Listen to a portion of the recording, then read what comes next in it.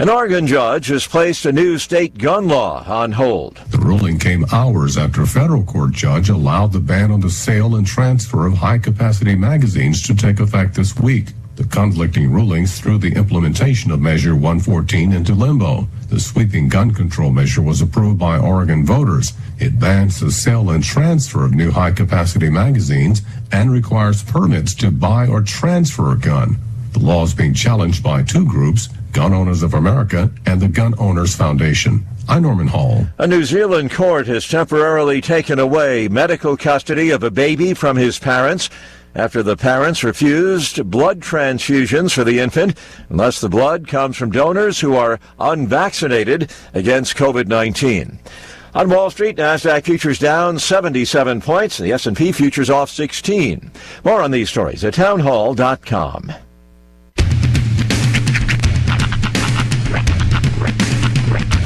What in the wide world of sports is going on here?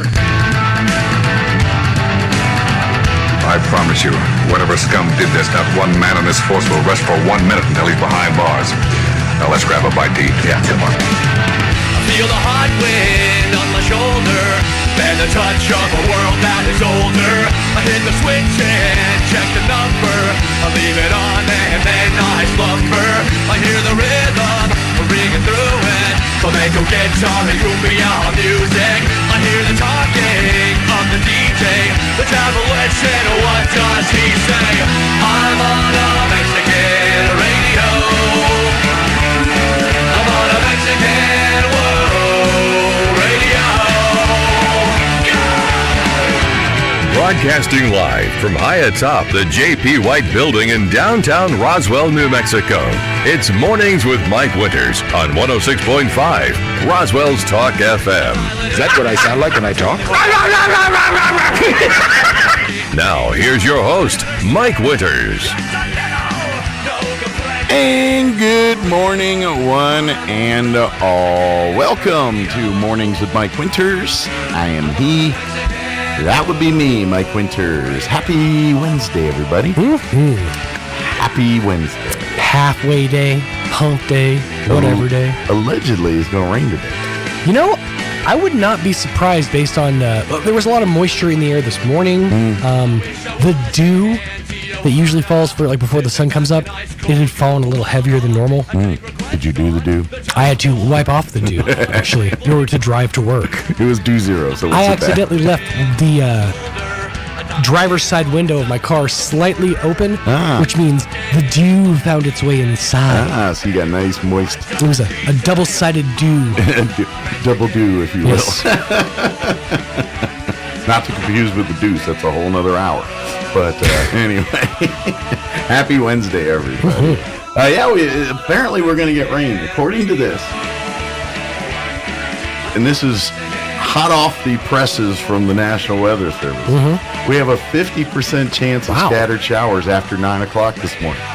Cloudy, high of 61. Okay. Northwest winds 5 to 10. They're saying less than a tenth of an inch of rain. So, still up. But there's a chance. But there's a 50% chance. Yeah, and we're looking at 30% chance of the that rain stuff tonight too. So we'll see what happens. So if you're going to have any activities this evening, make sure they're indoor activities. Or play in the rain. Yeah, go out there and, play a nice winter rain. Well, it's 60s. Yeah, so, today. Today, yeah. Tonight, not so I wouldn't much. get out there and play overnight. Yeah. Or when the sun goes down. Then you're just cold and it's dark. Unless you like to live on the edge. Yeah. Okay, fine. If you're somebody who likes to edge, then go out after dark. I think that should be something you put as a, kind of talking yourself up on Twitter. I like to play in the rain in the winter at night. Okay. It can't be a personality trait, Kirsten, okay? All right. Whatever do there. So, but I hope everyone's having a good day so far, and I'm feeling better after having a rough day yesterday. So, doing good today. I am so sick of being sick. I'm ready for this to all be done. It needs to pass. And I don't want to jinx nothing, but I think I'm just about done with this mess. I think I have a little in my voice, but other than that, I feel pretty good. Yeah. So it's just a little lingering like nostril issue. Yeah. Other than that, I feel fine. You know. Like I think I got hit with a little stomach bug yesterday on top of the cold. 'Cause yesterday that was rough, and it just came out of nowhere, and I plowed through, but I was not a happy camper yesterday. I left this room yesterday to go over to my studio. This might be peeling back too much of the I'm curtain, not going to get into too much detail. It sounded like someone was strangling a bulldog in the other room. I was. It was like, what? I genuinely thought that somebody was like watching, because it kept happening. And so I thought it was either like a drill from like upstairs, or Tanner was in the other room playing like a I know they're not a thing anymore, but like a Vine video, because it was happening like every 6 seconds. Like, is he watching Vines? Well, it was wild, because I'm sure Tanner had a show. Oh, that's right. He had the camera.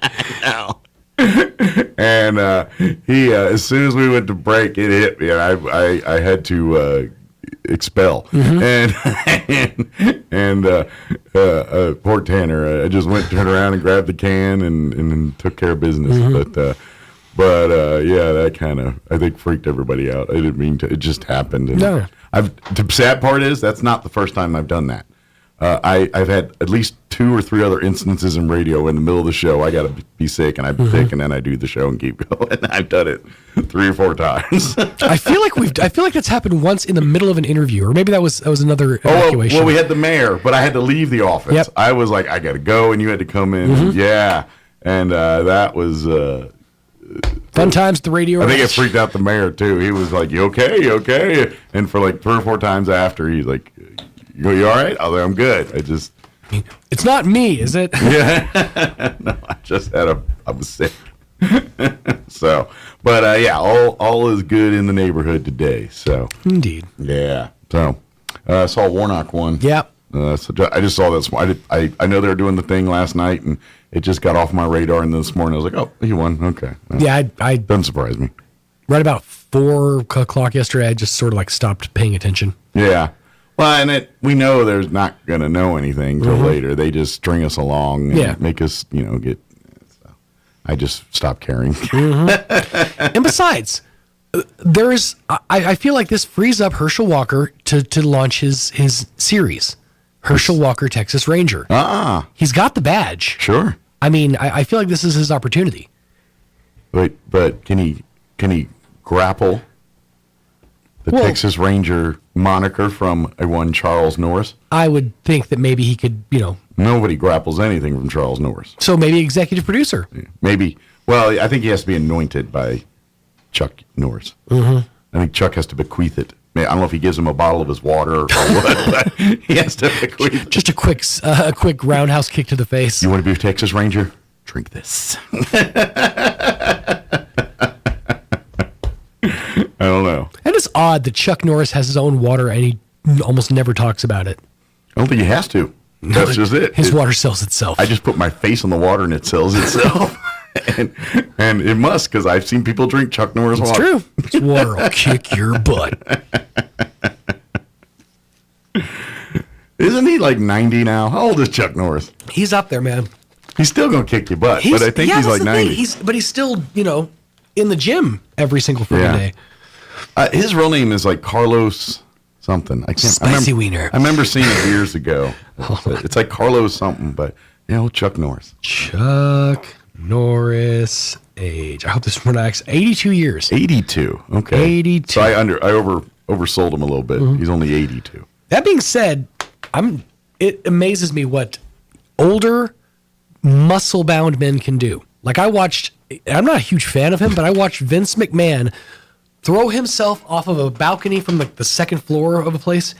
Now, granted, into a crash pad, but still, off of a second floor down to the first and landed on his back. And how old is he? He's 76. I'll say he's in his 70s, right? Yeah. And he just went like that, just like it was no big deal. That is a baller move. Now, that being said, he did it to show Gronk how easy it was. to put it in perspective. That being said, what happened afterwards behind the cameras? Was that man stowed up for 6 months in the back room? He probably went to the back. He's like, "Oh my god!" Right? He's like, "Quick, give me some pain meds." He's all, because I can see him as a guy that's gonna, kayfabe that and then go in the back.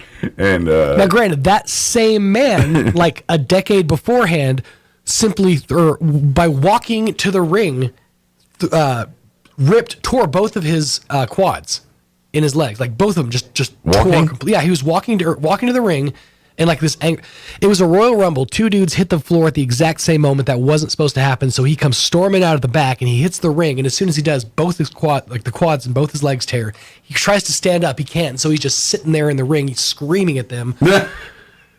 It's one of the better moments in wrestling history. All right, well, good deal. Did he really mess up his quads? Yeah, or was that part of the completely tore off off the bone. I guess. Gross. Yeah, it was a bad one. Oh yeah, I didn't know if that was part of the illusion or actually that happened. So, I got another Tales from the Territory that recorded last night. Ooh. So I'll be checking that out maybe today at lunch, depending on the time. Today, I'm proving how much I truly love my children. Yeah, because everybody in my friends and family circle knows that Wednesday night to me is sacred because it's wrestling night. Ah, and you got the kids this week. I have the kids this week. Normally, we watch wrestling. Do you watch them together? Yeah, I do. I'm eschewing that this week because we're going to the theater to watch Elf on the big screen. Oh, and you have no recording mechanism, do you? No. Okay. No. Can you catch it later I'll get caught on? up in highlights later and stuff. Cool. Okay. Yeah. Good deal. That's proof positive I love my children. I heard Elf's a pretty good movie. In case you haven't seen it. It's yeah. I've seen it a time or two. It's entertaining. Yeah. Have the kids seen it? No. Ah, so these are first for them. Should be good. Good deal. Well, I almost wore that exact same sweater. I know. That would have been awkward. That would have been awkward. Mine's got a drop bottom though, so for convenience. Especially after this conversation. The Chuck and Ralph show. Hey, let me give you the rundown for today's show. I haven't done that yet. The person that you may hear talking but not see at the moment is Andrew Moore with the Chamber. She's going to join us here in just a few, give us an update on what's happening there. In the 8 o'clock hour, about 8:15, Kay Galindo with the Roswell Refuge will drop by, and we'll get an update from them talking. She kind of runs the thrift store side of things, so we'll probably focus our attentions there. But we'll talk about the refuge as a whole next hour. And then in the 9 o'clock hour, we're going to the dogs and cats. Crystal Noble with the Humane Society going to join us and give us an update on pets available for adoption and any deals and what have you going on. Their thrift stores. At the thrift store. A lot of thrifty conversation happening today. It's a thrifty conversation. What are we if not somebody who can save you money? We're the thrifty dime. That's right. It's one better. That's right. One more gooder. Don't make me hit quarters. It's way too rich for my blood. Perfect quarter? Yes. Well, then that's not thrifty. Then it's just spendy. Yeah, spendy quarter. Hey, it's 17 minutes after 7. Let's find out about this rain we're supposed to get today. Here's your weather. I'm meteorologist Steve Hamilton with your Pecos Valley weather. Some showers will be possible today with a low-pressure system crossing over northern New Mexico. We'll get cloudy skies and just a few showers. Our high will be in the mid-60s. Maybe a lingering shower or two overnight and our low dropping into the mid-40s. And then we're quickly back to sunshine on Thursday. Our afternoon high in the low 60s. Fair weather for Friday and we'll stay near 60. That's your latest forecast. I'm meteorologist Steve Hamilton. Thank you, Steve. Currently 49 and overcast and spittling, according to Andrew Moore right now. So humidity is at 69%. Winds out of the northwest at 8 miles per hour. We do have a 50% chance of rain today, mainly after 9 this morning. Skies will be cloudy today, but warm, 61 for a high. Winds out of the northeast, 5 to 10 miles per hour. We're looking at less than 1/10 of an inch today, so good chance of rain, just not a whole lot of it. Tonight, we're looking at a 30% chance of rain before 9 p.m., otherwise mostly cloudy.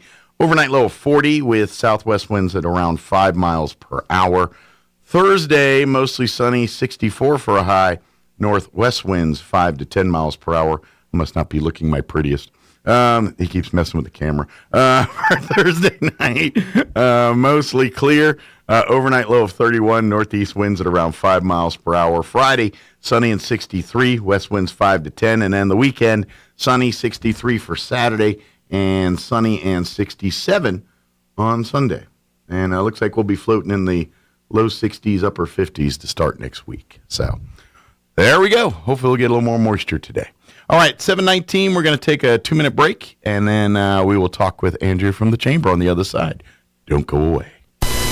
If a sports injury is keeping you from the physical activities you love, the sports medicine team at Artesia General Hospital can help. Their orthopedic specialists and physical therapists work closely with you throughout diagnosis and treatment. No matter the injury, from ACL injuries, golfers and tennis elbow to foot and ankle pain, they'll get you back in the game. Appointments are available in Artesia or Carlsbad. Request an appointment at artesiageneral.com/sports. Sound the alarm.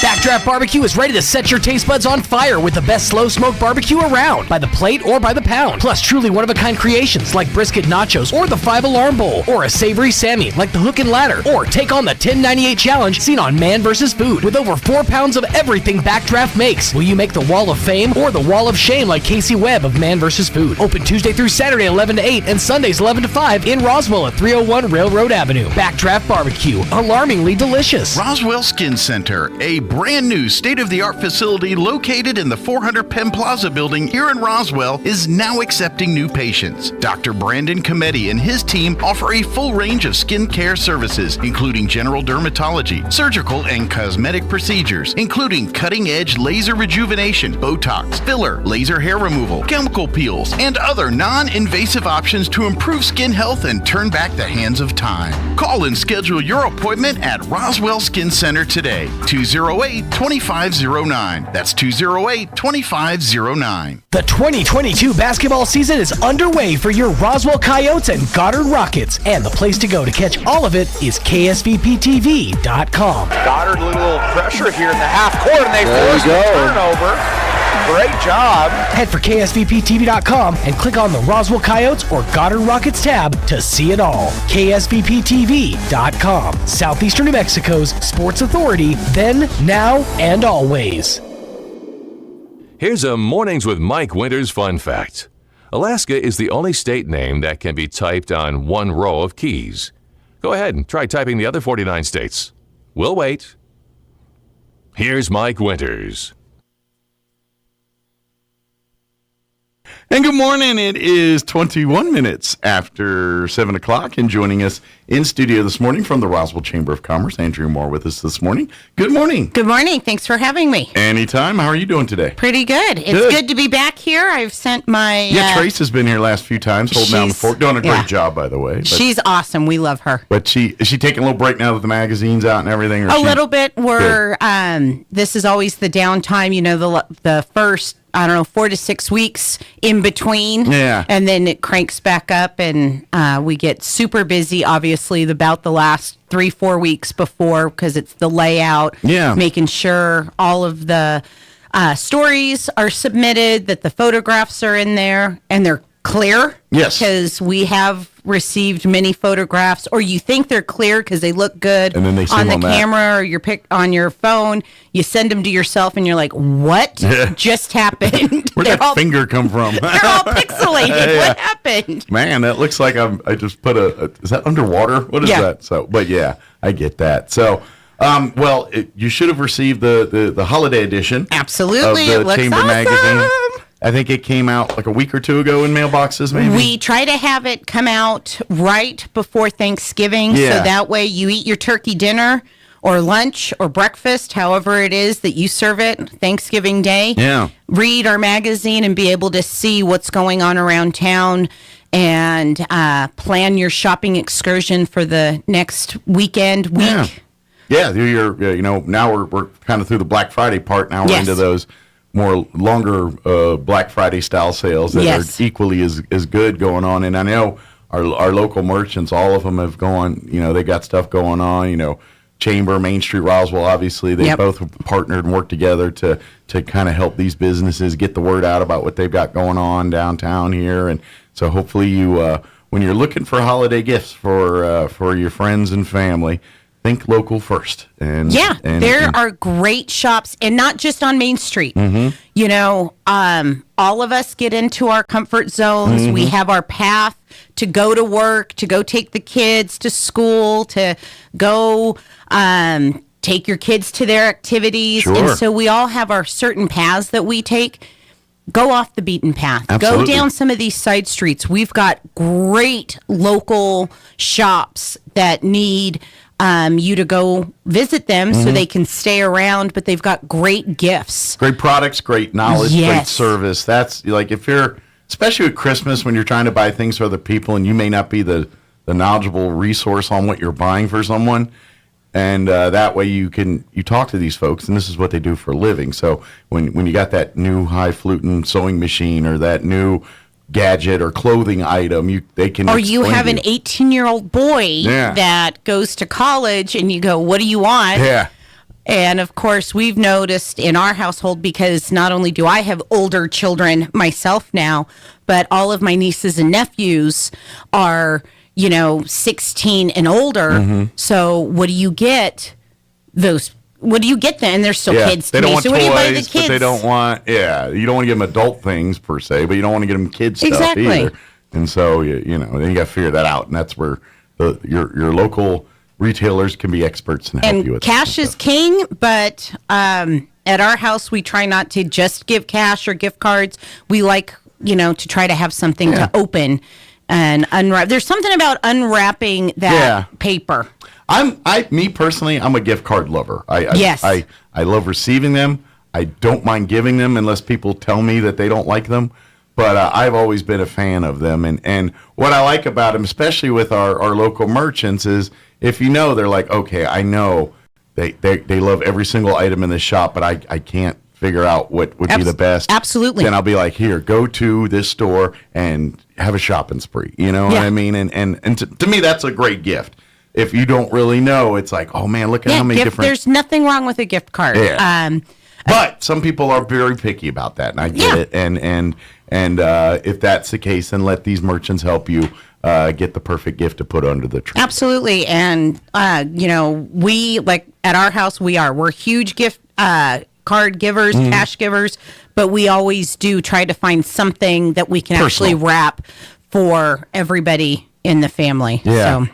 I'm curious, how do y'all do stockings? Is stockings like ours is we design it to put little knick-knacky things that you kind of. At our house, that's how I grew up. Yeah. So of course, how the wife grew up is typically, I've noticed with all my friends, how Christmas traditions tend to go. And so in my household, you always had an orange, an apple, a handful of candy, a candy cane, and then that's where all the little knicky-knack things, if that's where we got our socks and our underwear, that's where you got, if you wanted something little that you told Santa that you wanted for Christmas, that went in there, and those are the unwrapped gifts. I used to, as an adult now, it's kind of that same kind of deal where, I don't get fruit anymore, but usually there's a lottery ticket in there, like a scratch-off ticket. Candy, of course. Of course, you gotta have candy. And then, but then there'd be stuff sometimes like a pair of gloves or a hat, or like one year I got like a little steak brander to brand your steak with your initials. And little knick-knacky things like that. And that are awkward to. Yeah, you don't want to be like a formal whatever. big gift or something. Exactly. Ooh, a brander. You know what I mean? Absolutely. But you're like, oh, cool, look at this little thing. Something like so that's what me is kind of what the stocking is. And that's how I grew up, so that's what we do too. If you're going to give out a toothbrush, that's where you stick it, is in the exactly. in the stocking. And I learned at a very young age not to just whip everything out of my stocking. My father always videotaped that's back in the day, kids, these big things. Got the VHS recorder out. And so everything was always videoed for Christmas. And as the only girl in the household, there were certain things in my stocking, and I remember whipping things out, and I was like, oh no, it's on video forever. And of course, my dad's the kind of guy that's like, what did you have in your stocking? You need to show. Nope, not gonna happen. Nope, you got to show it. Girl stuff. You're like, oh man. Yep. Although I do remember my first cassette tape I ever got came as a stocking gift. It was a cassette tape of Huey Lewis Sports. No, I'm sorry, Pat Benatar. Huey Lewis Sports was my second cassette tape. Pat Benatar with Heartbreaker. That was oh my gosh! That was my first cassette tape. My aunt gave me as a Christmas gift and stuffed it in the stocking. And then I got my second cassette tape I owned as a child was Huey Lewis Sports. I remember my first one I ever purchased. Yeah. And it was Motley Crue, Kickstart My Heart. Oh, yeah. And the guy at the record store didn't want to sell it to underage kids because it said Kickstart My Heart. And he thought all these kids were going to go out into town and start drop kicking each other. And I was like, no, we're not that dumb. Because our generation was not that dumb. Yeah, we figured out not to do those things. But, you know. But, so it's good. I think stockings is kind of, so when, you know, that's a tip. If you're new Christmas here, if you want to give those kind of gifts, put it in the stocking. Don't put them under the tree. And there's great local stores that have great stockings. Absolutely, yeah. Great stocking stuffers and stockings to put the stuffers in. And please, come visit all of our local merchants here throughout Chavez County. And the price points really are not that different from the big box stores. I've noticed you are going to pay a little bit more at the mom and pop shop, but it's not to such a degree that it's terrible. Sure. It really isn't. Because I've gone and done the price comparison, going to Walmart, going to Sam's Club, going to Target, and then going up and down around town. It's not that big a difference. It really isn't. So go. And not to mention, you know, and we've talked, I know I've said it on this show 100 times about the different, you know, when you purchase from a local business, more of that dollar stays in town. Absolutely. The big box stores, a percentage stay in town, but not as much as a local mom and pop store do. So you might pay $5-10 more for it, but it's worth it. In essence, more of that's going back towards gross receipts here, which pay for parks, which pay for the recreation center, which pay for all the amenities and necessities that this town needs. Well, and then they can go back into town and go purchase stuff from your store because if you know, it all comes back out. It really does. So please, shop early and often this holiday season. Right. And support our local merchants and our local, you know, and a lot of them have online presence as well too. So most of them do. If you're trying to ship gifts to a family outside of town and things, a lot of our local merchants can handle that too as well. So don't use that as an excuse saying, well, it's just easier to go to Amazon and send it right to them. A lot of our local merchants can do the exact same thing through their online side of their business. Exactly. So sorry, that don't count either. No, exactly. Not anymore. Not after COVID. Everybody has really gotten really good at that transition and figuring out, okay, what do I need to do? Absolutely. So look there first. Now, I mean, get it. If you're looking for something particular, you can't find it anywhere. You find it, then do what you got to do. That's life. But look But give them first. a chance because you'll be pleasantly surprised at what you can find before you go to all those big box stores, for sure. Absolutely, too. And especially, you know, if you want to give, like, out-of-town friends and family, like, gifts of New Mexico, you know? Yeah. You know, there's a lot of businesses locally that will ship, you know, your New Mexico-themed stuff, you know? Even, like, Gray's Farm and Green Chili and stuff, if you want to do that. They do all that online and everything else. I call them all the time, and I'm like, okay, so my sister-in-law lives in Mississippi. She needs some green chili, or she needs some red chili. What do we need to do? Yeah. And they ship direct to her. Absolutely. So please keep doing that and support our local businesses and things because that makes us all stronger and makes a better community here. Absolutely. So check out Roswell Now magazine. Of course, we're always looking for submissions. So if you are a writer, if you are a photographer, contact us, and we do have a vetting process because we want to make sure that all of our pictures and all of our stories that go into the magazine are relevant to Chavez County and to Roswell. Yeah, we're not just looking for content to make content. We want stuff relevant to this region in this area. And then, if nothing else, you can say that you were published and go on to bigger and better things. And it is amazing the talent that we have in our community as far as photographers and writers, because we do have a core group of writers that meets every Wednesday at the chamber. And Is that the Joy Writers? the Joy Writers, Yeah. WRITERS. Writers, not writers. Correct. And they're great. They're a fantastic group of men and women that just love to write and create short stories and poems and things like that. But we're always looking for other people to help contribute, because there are times that we have stories or organizations or people that we want to highlight that the Joy Writers just don't feel comfortable, or we just have so much content they may not be able to get to it. Sure. So we always have ideas, and if somebody else has an idea that we haven't thought of, please come contact us. Well, it's a community magazine at the end of the day. Yes, the Roswell Chamber of Commerce writes it, produces it, and makes sure it gets published every quarter. Correct. But at the end of the day, what goes between the front cover and the back cover is really the community's. Trace kind of puts it together and organized, but at the end of the day, she gets the content from the public. Absolutely. And what goes in there comes from you people. For the community, all of us. by the community. Yeah. Because I tell people all the time, you're going to get really bored really quick if it's all about me and Trace and Kyle at the office. Yeah, well, I mean, that would fill an episode or two, but after that, we need some more content. So. Exactly. So always contact us. We are typically in the office from 9 to about 4:30. But we do go out into the community, so there are times that if you come by and you knock on the door, ring the doorbell, we may not be there because we are out in the community meeting our members, meeting our community, and doing what we need to do to continue to make the community wonderful. But you can always call us at 623-5695, and we are located at 131 West 2nd, which is just right in between Main Street and Richardson. You can't miss us because we have a huge alien mural on our front wall. Yeah, kind of right across the street from the Roswell Police Department there on 2nd Street there. Yeah.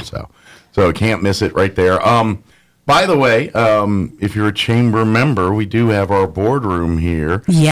It is available if you're having maybe a small Christmas shindig or something like that. Absolutely. We can accommodate, about 40, 50 people in there, We maybe? can fit about 50 people. Yeah. Absolutely. So, and of course, we can reconfigure all of our tables and chairs depending on what you need. Yeah, so if you have a little Christmas shindig or a little business meeting, an end-of-year meeting, or start a 23 meeting or whatever, don't forget the chamber can help you with some of that stuff if your office isn't really set up to handle those kind of things. Absolutely. And if you are even just doing like job interviews because you're starting to hire or you've got you want to do meeting, it on site because of employees we there. do have another space now that can fit about 6 to 8 people. Yeah. So contact us. We've got the space available for people to meet.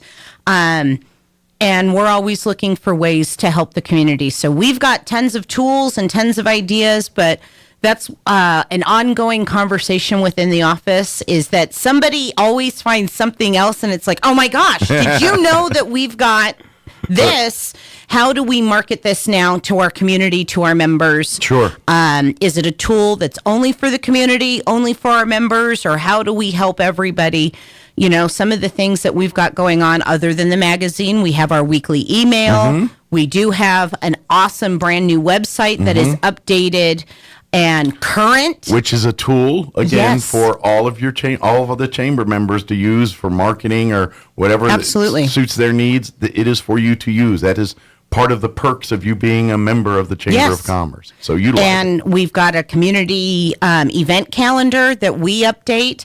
We're constantly looking at the newspaper and other websites and other organizations, what they're doing, but we can't be everywhere all the time. So if you've got an event that's going on, once again, call us and we are contact us, and we're happy to put that on to our calendar. And once again, it'll go into our email. Depending on how much time we have, it may end up in the magazine, in our calendar in the magazine. And we've got social media. We've got all of these things that we can do. And if there's something we're not doing, please call us and ask, because we might have a tool that we can do to help you. We just don't know how to use it yet. Sure. Or it might be an idea that we haven't even thought of.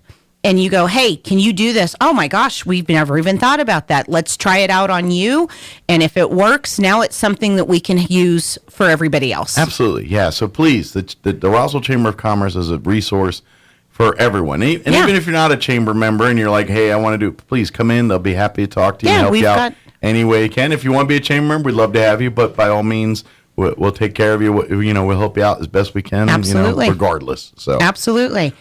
I did want to ask, recapping a little bit. Yeah. Of course, we did have the Wool Bowl last weekend, and the chamber was a host, and of course, it was a perfect weekend. Everything I saw and did, everything. It was a great weekend. Even the football game was a great game. So, just from the chamber's perspective, how did everything go for the Wool Bowl that weekend? It was fantastic. Of course, we were very busy that last week and a half with all the final little details that we needed to do. We're happy to report that we passed out 200 gift bags. So every player on both teams got a gift bag stocked full of goodies that were donated from around town. So I do want to thank everybody that donated. So we had Perk and Jerk, Chimera, Eastern New Mexico Hospital, Eastern New Mexico University Roswell campus. I know I'm going to forget somebody. Dairy Producers of New Mexico really stepped up and helped us out at the last minute. So thank you very much, Dairy Producers of New Mexico. I imagine those athletes were probably into like their powders and things like the protein, like they take from the curds and whey, and they use the whey for the power. So Dairy Producers put some Fairlife milk in there, muscle milk. There were the workout stuff. It was, and that's the kids just absolutely loved it. I mean, we Head Nut Farms gave us some pecans to stick in there because we were really trying to look and focus on New Mexico because, of course, we didn't know up until about 2 weeks out who was going to be there. Schools, So we were planning, well, what if it's 2 teams from out of the state? Mm-hmm. And so I was like, okay, it's New Mexico. Let's make sure New Mexico and Chaves County steps up. And in all fairness, many of the students at NMMI, New Mexico is not their, home per se. I mean, it is now because they go to school here, but they're not from New Mexico. Correct. Some aren't even from the United States. Some of them are from all over the world. So so I'm sure they haven't seen all that New Mexico has to offer them yet. So we were able to do those bags, and the kids just absolutely loved them. And then we hosted a women's tequila tasting luncheon for all of the wives of both teams. So thank you to Saul and Antiguas for getting us in and providing a great meal. Nice. And then once again, we reached out to our members at the Chamber for gift baskets for the wives. So thank you, First American Bank. Thank you, Dairy Producers of New Mexico. Starla Nunez gave us a basket. Crumlin Auto Group provided a basket. We had so many baskets. We've got a couple left over. So we're thinking about how do we now bless other people. And I think we're going to use those extra items, not only the extra items that we had extra. City of Roswell really stepped up and helped. So thank you, Juanita. Awesome. And the City of Roswell. Great. Two of the items that the city gave us that the kids really enjoyed was there was a speaker and then these eye masks that are hot cold. You can either put them in the microwave or in the freezer and you put them over your eyes. For like headaches and whatnot. Yeah. So the kids really loved that stuff. Cool. So thank you very much to everybody that contributed. I'm curious, because obviously NMMI, a lot of locals there on that one. But of course, the other school, they're from Scranton, Pennsylvania. Yes. How I got to meet some of the coaches and a good group of people, but how much of family did they get to actually come with them? Was it mostly just the team and the coaches? Mostly the team and the coaches, but like the head coach, it was his wife and his daughter came. Okay, so his family did come too. So they came. Cool. It was really cool. The daughter had actually attended their school and has gone on to do other things. L&F produced a basket. So the community really did step up both ways for the baskets and for the bags. Yeah, meeting some of the staff, real nice people and good people. Matter of fact, I would say their coach, he's a Hall of Famer as well. Just of course, Coach Fortner just got inducted into that Hall of Fame. Well, the coach of Lackawanna was he's also a Hall of Famer. I think he's like their first coach of that program. I feel like I thought I heard him say like the 30 years that's been around, he's been like the coach for almost all of them. So it was awesome, and all those kids were wonderful. We were able to go to the banquet that Nimi hosted for all the players. And that's where we passed out the baskets to all the wives, and they were all very, very thankful for being thought of, because a lot of times they don't get the recognition of, hey, honey, I'll see you in 6 months. Go do what you need to go do. Yeah. So it was really neat to really get to spend time with those ladies. Yeah, and absolutely. see, the behind the scenes to the coaches on both teams. And of course, being that Nimi was one of the teams, I know some of those people a little bit more, but the Scranton team was fantastic. Yeah. And a lot of those kids it was their first time ever on an airplane. Really? And so getting the stories of, you and I, or if you've ever been in an airport even just once, you say, okay, you've got to go through TSA, you got to go to your gate. Well, if you've never been to an airport, what do those things mean? Gate? Right. What do you mean I have to go to a gate? No, that just means you got to go to the area where you're going to get on. And explaining to these kids that have never gone through the airport, you've got to take off your shoes, you've got to take off all your, your electronics, put them out, this is how you do things. And so think about getting 80 to 100 kids through an airport in a timely manner. Sure. Not to mention, if I remember right, they had to get to Roswell, they had a couple connecting flights and then bus down from Albuquerque, if I remember hearing right. So yeah, they had a lot of planes, trains, and automobiles type trek to get here. And but it was a great game to boot. I mean, Nimi pulled off the victory in the end there, but what was it, 28-26 or something was the final? It was it was a close. It was fun, a good close game the whole time. Was, so next year, the same weekend. Next year, we don't know what the dates are exactly, but it'll be that same weekend. Roughly first weekend of December. Correct. Right around that come time out. frame. Be planning right now that you're going to go to the Wool Bowl game for next year. They're bringing it back as a tradition again. I think, was it 1980 or whatever the last one was? From the 60s to the 80s, roughly. Yeah. And it was the longest playing junior college bowl game in history at that point. And so we're trying to restart. I have something to do with it. But we as the community, Nimi is really trying to make sure that we keep that again. So let's do it for another 20, 30, 40 years. Absolutely. And I get it to where it's, back there as one of the premier, I think it already is in JUCO just by the 1 year, but, kind of established as that household bowl game for JUCO. And it was on ESPN.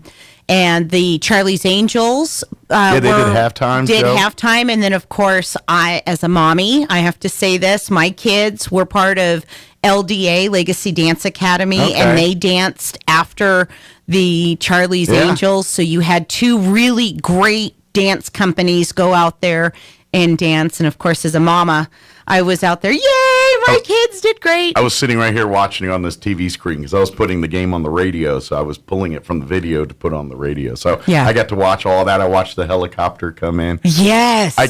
I heard the fireworks, and then I started seeing them on the TV. It was one of those things like, they started the fire, because I could hear them from the Wool Bowl from here. And then because there's like a 10-second delay or something from the video to live. And so I was like, there they are on the TV. It was kind of cool to see like this delayed reaction from hearing sights and sounds, a couple blocks down at the Wool Bowl versus seeing it on the TV. And to watch that helicopter come in and drop off the challenge coin that they flipped. They had the RPD officer come out and present the coin, and they did all that. So it was a great game, and by everything and I saw. And the weather was great. Yeah, weather was nice. Oh my gosh, I thought for sure it was going to be freezing cold because the night before was awful. So I had even run home and put an extra layer on just in case, and it ended up being just the best weather we could have asked for. Next day was rainy and stuff a little Correct. bit.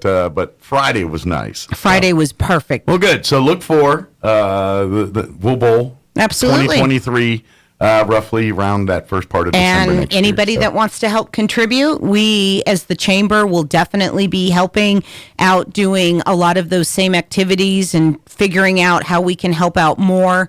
But of course, there's always sponsorship opportunities. And if you call us at the chamber, we can definitely hook you up with Joe Fortner or those other people that are going to be around to help make that event awesome for next year. And then hopefully, not that I would not love seeing the Institute in the second revisited Wool Bowl, whatever you want to call it. Right.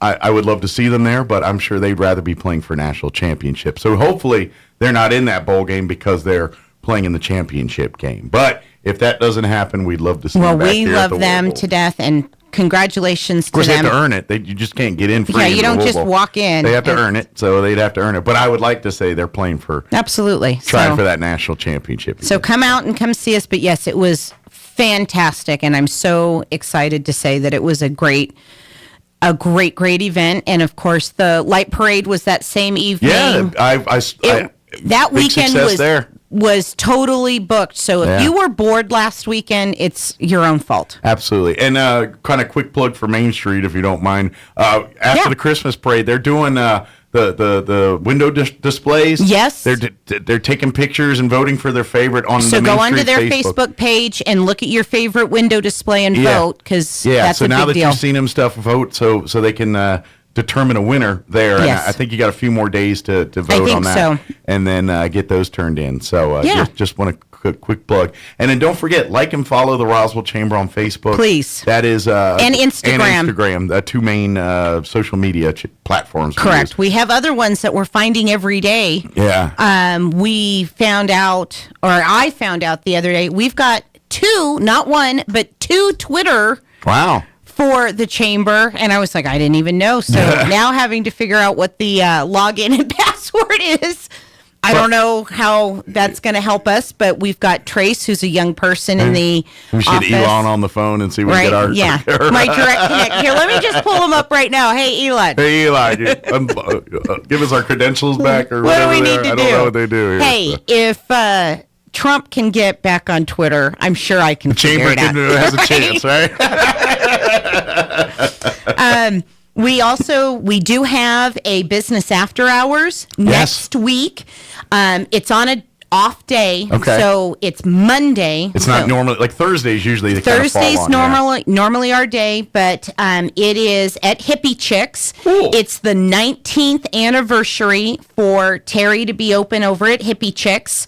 So we're doing our business after hours next week on Monday, the 17th or the 12th. Oh my gosh. Is that the actual like date that she did 19 years, or is that just a convenient That's date? the date she gave us, and Okay. I said, we'll do it. I know that was a convenient date, or that was the actual official start date. I did not ask her that question, find but I out. want to say it is because Okay. if I can remember in years past, it tends to be right around Gotcha. the 12th. So I think so. Well, you're going to be in that store anyway because it's Christmas season. So once again, and- go Christmas shopping. She's got some awesome Christmas items in Yeah, there. and not just for women, by the way. Correct. I mean, it is women centric, and if you're looking for gifts for women, they got you covered. But there are some things for the fellas in there too that will equally get an ooh and ah out of guys. Yes, and So, she's got another little boutique in there that does etching, glass etching, and stuff like that. Yeah. So go check them out and of as course, well. you got weddings or quinceañeras planned in early Yeah, if you 2023. need a tux, come on. Yeah, and then prom season's right after that. That's so go right. see her during that So time. that's Monday, 5 to 7 at Hippie Chicks. Okay. 802 South Main. You can't miss them. She's got that big green Volkswagen Bug on the top of her building right there off of South Main across the street from the Catholic Church, St. Peter's. She's very particular on what you call that. It's lime green, and I can't remember if it's beetle or bug that she prefers. I don't remember. Sean knows. And I know one she likes, the other she does not. And I don't want to be, I want to see beetle, but I don't know. Hey, Sean, can you hear me? He'll come in. I don't know if he second. can hear me. We'll or not. ask him when he I'll comes ask in. But him, there's going to be. But she's particular. I've done Yes. it a couple times. No, it's a bug, or no, Yeah. it's a beetle, and I'm like, dang it, I keep Well, and I'm the messing that kind of up. person that I tease her I keep no matter messing what it up. she says. And she just goes, "Oh, Andrea." But yeah, come out. She's got some great treats. She's going to have beverages, both adult and non-adult beverages. And she's got all kinds of little giveaways that she's going to be doing with the raffle tickets. Of course, it's a great networking opportunity for everybody to come in and meet each other around town, especially if you're new to a position, if you're new to town. Come out and meet other community members. Mm-hmm.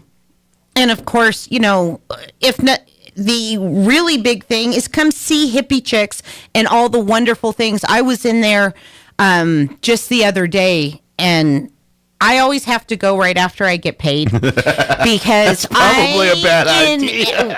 It probably is. It's like I never have because money at the end of my paper. That's exactly. I always leave with a bag full of goodies because Sure. there's always something that I'm like, Absolutely. oh my gosh, this is so super cute. I got to get this. This is stinking cute. How can you? And she's got a Facebook page that she posts all of her stuff. I'm definitely one of those people that's like, oh, if you have my size in that, put it aside. I'll come pick it up. And there have been a time or two where I forgot to go pick my stuff up, and all of a sudden it's on my desk. Because she's like, Andrea, you forgot to come pick up your items.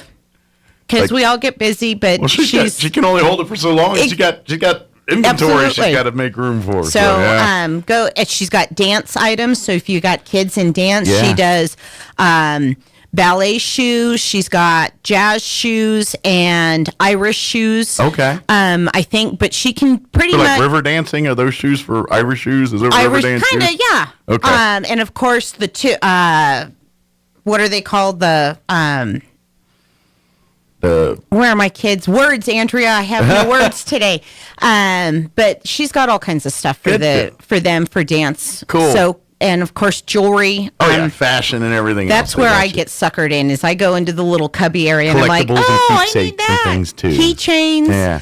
So yeah, go Hippie Chicks Monday 5 to 7. Business over there. after hours. Business after hours, 802 South Main. Please come. And it's I going to be imagine, fun. because usually at business after, if you've never been to a business after hours, it's a meet and greet. You come, Yes. you come and mingle, and Yeah. the host business uses it as an opportunity As a showcase. to showcase and spotlight their business. What the host business usually likes to, they'll provide refreshments typically. Yeah. There's usually a few drawings or giveaways for some cool prizes. The chamber always does you bring a business card and $1, put it in a pot, and then at the end of the night we'll pull a card out and they win the cards and the money. And so that's usually depending on $20-$50 depending on Yeah. how many people contribute that particular That's evening. But that's just another fun thing. But it really gives a chance for the host business to spotlight and showcase, and for the community to kind of network and do some rubbing of elbows and making business connections and personal connections too. Absolutely. So, yeah, it's a So, really good deal. So that's come what out if you've never been. Come to your first one That's Monday. right. Hippie Chicks Monday 5 to 7, 802 South Main, business after hours. We are going to have so much fun. Terry is a great gal. Yeah. And her business is fantastic. And it's local. And very local. She lives here. She contributes to the community. So going along our mission statement of helping our community, come be a part of our business after hours at Hippie Chicks, and of course at the Roswell Chamber.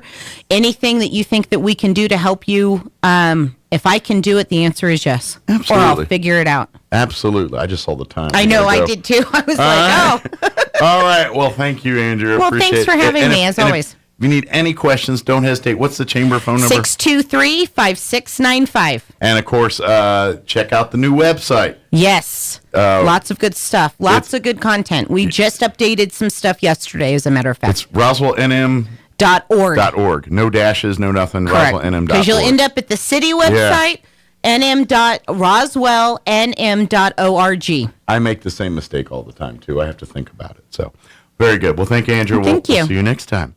All right, it is 7:57. Let's get Chaves County Sports in and a quick break before news. Hey, New Mexico. Experiencing issues keeping your office technology up to date with these crazy supply chain issues? Well, DSI is here to help. We've diversified our products and solutions to help your business not just survive, but thrive in any situation. Have your teams collaborate and share with high-def video walls and interactive smart panels. With free unlimited support, the fear of any new technology is a thing of the past. Contact DSI today to upgrade your workspace. www.dsinm.com.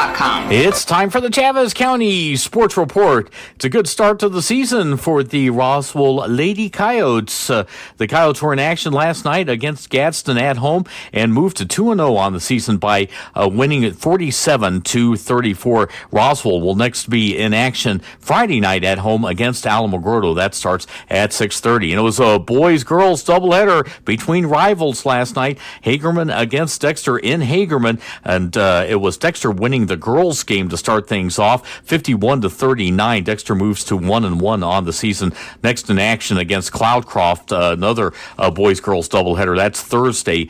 It starts at 5:30. Hagerman, meanwhile, the girls will be at home against Socorro on Saturday. In the boys game, it was Hagerman winning 55-48. Hagerman now 3-1. The Sports Report brought to you by DSI. Call DSI for all your office technology needs. I'm Eric Butler at Roswell's Talk FM 106.5. Being called a fox in your marriage might not always be a good thing. Hi, this is Pastor Troy and my wife, Miss Julie, for the Joy of Marriage. In Song of Solomon, it says, "Catch all the foxes, those little foxes, before they ruin the vineyard of love." I looked up the word fox, and it means cunning, achieving one's goal by deceit or evasion. A female fox is a vixen, which is spiteful or a combative woman. Those little things we do to try to get our way can ruin our marriages. Try just being honest and talking through the situation. Do what's best for your marriage, not just for yourself. When Julie and I learned to choose to do what's right instead of trying to be right, our marriage turned around. You will find marriage is so much better when we work together. If you have any questions or would like further information about the Joy of Marriage Ministry, please go to jomconference.com. For the win. You have put in the hard work, and here we are standing together. Republican Herschel Walker telling his backers he's proud of the campaign that he and they ran. I've done a lot of stuff. You talk about Heisman Trophy, you talk about all the athletic awards, business awards I won, but the best thing I've ever done in my whole entire life is run for the Senate seat right here. Less than a 1% margin of victory for Warnock, with early voting and absentee voting making a big difference for the Democrat. Close to 2 million votes cast prior to Election Day. Duke Energy reporting very good progress in repairs to a couple of electric substations disabled by gunfire last weekend in Moore County. Officials now say tens of thousands of utility customers left without power should see the lights back on by the end of today. That will not happen all at once. That will happen in phases. This is a very complicated process that involves equipment that has been moved into place and installed. It's there, but now we're going through the process of calibrating it and testing it and preparing it to synchronize with the electric grid, which is a very complex process. Duke Energy spokesman Jeff Brooks. Time Magazine's Man of the Year for 2022. It's Ukrainian President Volodymyr Zelensky. Aaron Judge reportedly re-upping with the New York Yankees, said to be a 9-year, $360 million contract.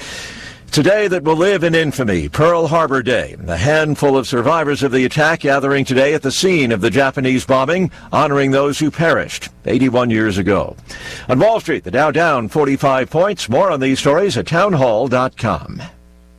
Charlie Dombeck here from Key City Capital. As a practicing CPA for nearly 30 years, I have found that 80% of your ability to grow your wealth is dependent upon two factors: taxes and investment performance. At Key City Capital, we improve investment performance by diversifying capital into off-market investment opportunities in passive rental real estate and alternatives like asset-backed lending. We recover dollars that clients unnecessarily pay in the form of income taxes, creating a lifetime annuity of savings. We are a sponsor of passive, affordable single and multifamily residential rental investments, which are located in Sunbelt landlord-friendly states. These investments are the top choices in a rising interest rate and inflationary environment. They represent a store of value, protecting your capital from market volatility. Learn how we at Key City Capital can help you ultimately grow your wealth rapidly. Connect with me at keycitycapital.com or give me a call at 817-912-1569.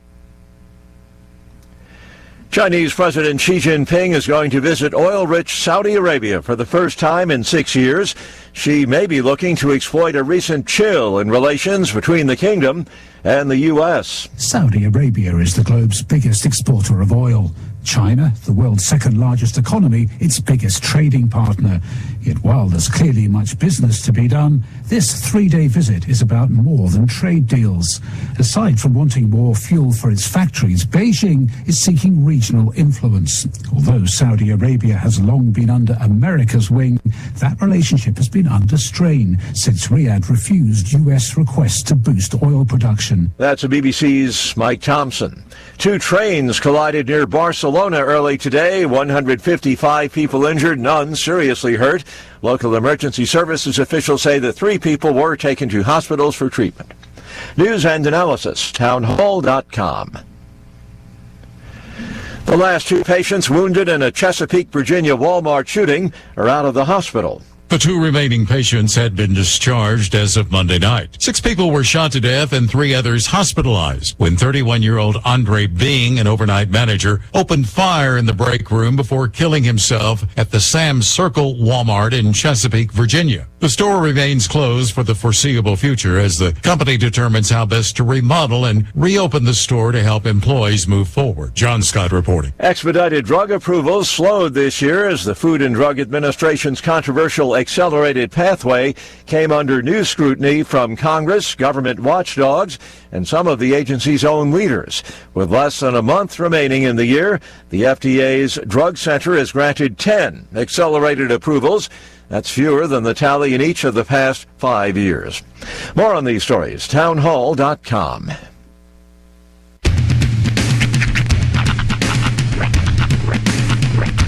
What in the wide, wide world of sports is going on here? I promise you, whatever scum did this, not one man in this force will rest for 1 minute until he's behind bars. Now let's grab a bite to eat. Yeah, come on. I feel the hot wind on my shoulder and the touch of a world that is older. I hit the switch and check the number. I leave it on and then I slumber. I hear the rhythm ringing through it. Flamenco guitar and cumbia music. I hear the talking of the DJ. The devil listen, what does he say? I'm on a Mexican radio. I'm on a Mexican radio.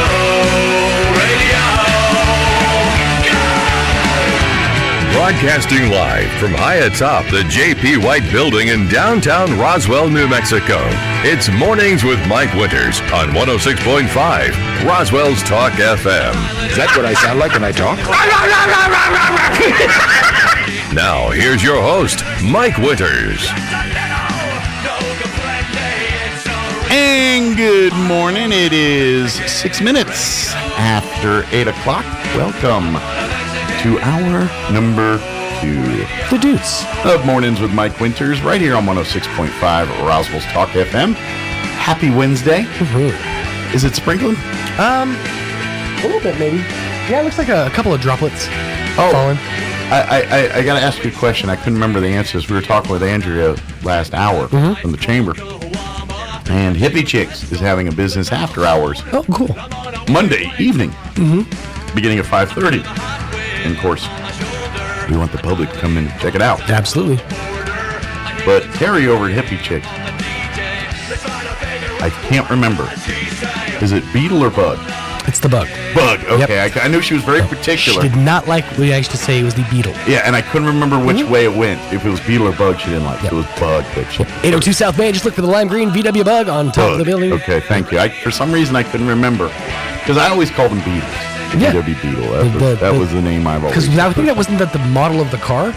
I believe it is. Yeah. Well, but Love Bug came out, sure. and then the Punch Bug game, and so a lot of people called it Bug, but I think officially it's a Beetle. The VW Beetle is the name of the car. But the hip name for a Beetle is a Bug. And it is hippie chicks. So they go by the hip name. That's right. Cool.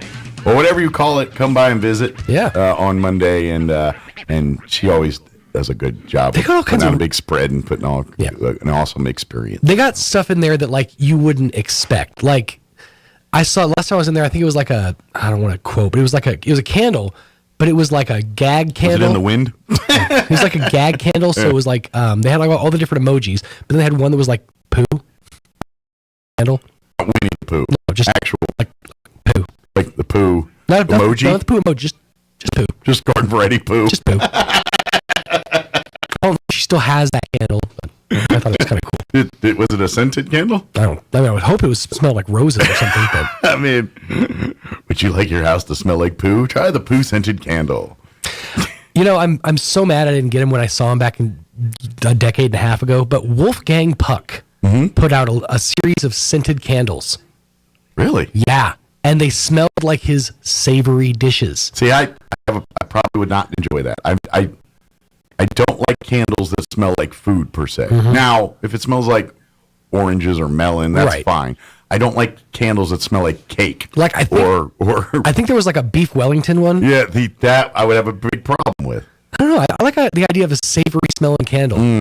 You strike it up, and all of a sudden you're just filling your whole house with the smell of gravy. A, they never quite smell like the real food. Okay. And B, at the end of the day, all it's going to do is make me hungry, and then I don't have any beef Wellington to eat. But let's say, for example, it's Thanksgiving, which we just had. Yeah. Let's say you're trying to put on a nice spread, so you get your full Thanksgiving spread candle. You light that bad boy up so your whole house smells like roast turkey. Well, if you didn't cook your food right, it should smell like that anyway. Then you break out your Swanson's turkey medallions in gravy sauce, and you serve that up. Okay. And your family. So making them think they're getting a full meal, but they're getting Swanson. Yeah, half of our taste comes from our sense of smell. So if you're smelling it, you're tasting, you're fooling your senses. Well, you really want to mess with them. Lie to your families. That's all I'm saying. Get them the Salisbury steak hungry man. This turkey's a little beefy. Yeah. Shockingly easy to chew. Or you know what? Those pub chicken fingers with the cheese are pretty good too. So. Oh man! Eat your brownie. That's not even a brownie. Yeah. I just don't like candles that smell like food. I've never liked birthday cake or any of those. To me, vanilla. I don't like vanilla. A lot of those are real hit or miss for me, but some of them are they smell phenomenal. Yeah. I like fruit smelling candles or flower smelling candles. Sure. I do not like candles that smell like cinnamon or fruit. Or vanilla or certain like. Fall candles, I'm not a fan of usually. Pumpkin spices, I don't mess with that. Apple. Here's a weird question. Cinnamon, I don't like those. How do you feel about like man scents?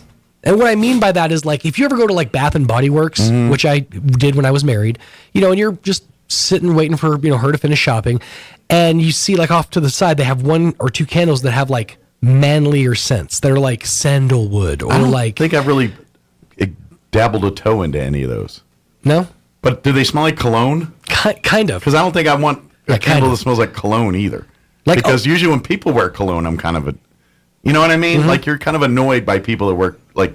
You ever smelled the Black Ice air fresheners, the car air fresheners? I think I have. It's basically that. Okay. They smell like that. A little goes a long way on that. I 100% agree with you. Yeah. I'd much rather have clean sheets.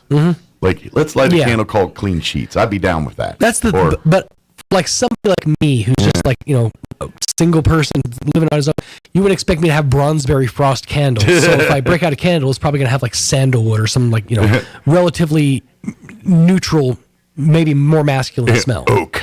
It's got hints of oak and maple. It's my rich mahogany candle. Rich mahogany woods, leathers. That's right.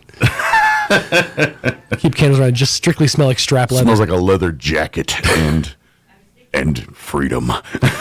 I basically need my house to smell like the set of Brokeback Mountain. That's kind of what I'm getting. No, I'm like, I like melon scents. Like you give me watermelon or honeydew or something, I'm good with that. I love the clean sheets or any of those. Yeah, clean linen I'm usually pretty good with. Any of the fresh ones or any floral. Roses or daisy, any of those are fine. Lavender doesn't bother me. But you get vanilla, you get cinnamon, you get cakes or any of that mess, I'm out. Don't want it. Nothing to do with it. So as a joke, like you had one that smelled god awful. Yeah. That was it like popcorn or something? That was, there was like a carnival one. That was the most rancid smelling candle I've ever smelled in my whole life. So I'll tell you what For that something was. that was not supposed to smell good or supposed to smell good was awful. I'll tell you what that was. So my kid's mom for a long time was part of this group online called Fragrant Jewels Company. And every month they would send you a candle. And inside the candle was a ring. And you would get one of like 10 or 11 Like, did you have different to rings. burn the candle down to get to the ring? Yeah. Okay. So a lot of that was, I really hate this stupid candle, but I'm curious what the ring is, so I'm going to keep burning it. Okay, you just break it away till you get to the ring? And eventually I did. Eventually I took that bad boy outside and smashed it and broke it down and got to the ring. Was it a nice ring? No, it's just like costume jewelry. But the curiosity. I broke the ring, breaking the candle. It's now more of two half rings. But it's like two C's. Thanks. Did you give her the ring? No. Give it to your daughter? I think it's still somewhere in my house. I think I might have given it to Rhiannon. It's probably a good thing. She probably do have better time with it than anybody else would. No, Hunter didn't want it. Right. So, but I'm that's my stance on candles. Fair enough. Now, I also though like weird smells. Like I got into a whole argument with somebody the other day because they don't like the smell after you put out a candle. Oh, the burning. Yeah. I like that. I love that smell. Or the other one, and that was like, how could you not like this? The smell after you, or the smell of a match. Yeah, I After think you burn a match. I think if you like the smell of a match, which I do, particularly the old book matches that you got from the liquor store. Yep. Not strips of the fancy cardboard. wood matches that you buy at the convenient or at the big box store or whatever. Those ones you got, like when you bought a pack of cigarettes, give me a book of matches, and they give you a match. They still do that, by the way. I haven't bought any of that in years. So The I have no idea. the last time I got a pack of cigarettes, I believe they did. Yeah. And that was that's like half a decade ago. I haven't done it so long, I don't even know if that's still a thing. But, yeah. I think Allsup's was for a while, but it was stopped being financially viable, so they stopped doing it. Yeah. Well, it was a marketing tool. I mean, you put your logo on a book of matches and ends up in, hotels. Like, that was a big thing, People collected them. That was a collector's item. People collected, like, ashtrays and matchbooks from various, hotels and places. And, hey, I went to the Bahamas and I got this matchbook. And I remember whole plays where like the trope was, oh, she wrote a number on a matchbook. Yeah. And I lost the matchbook. It's like, well, shoot, a whole car industry. Matchbox. Yeah.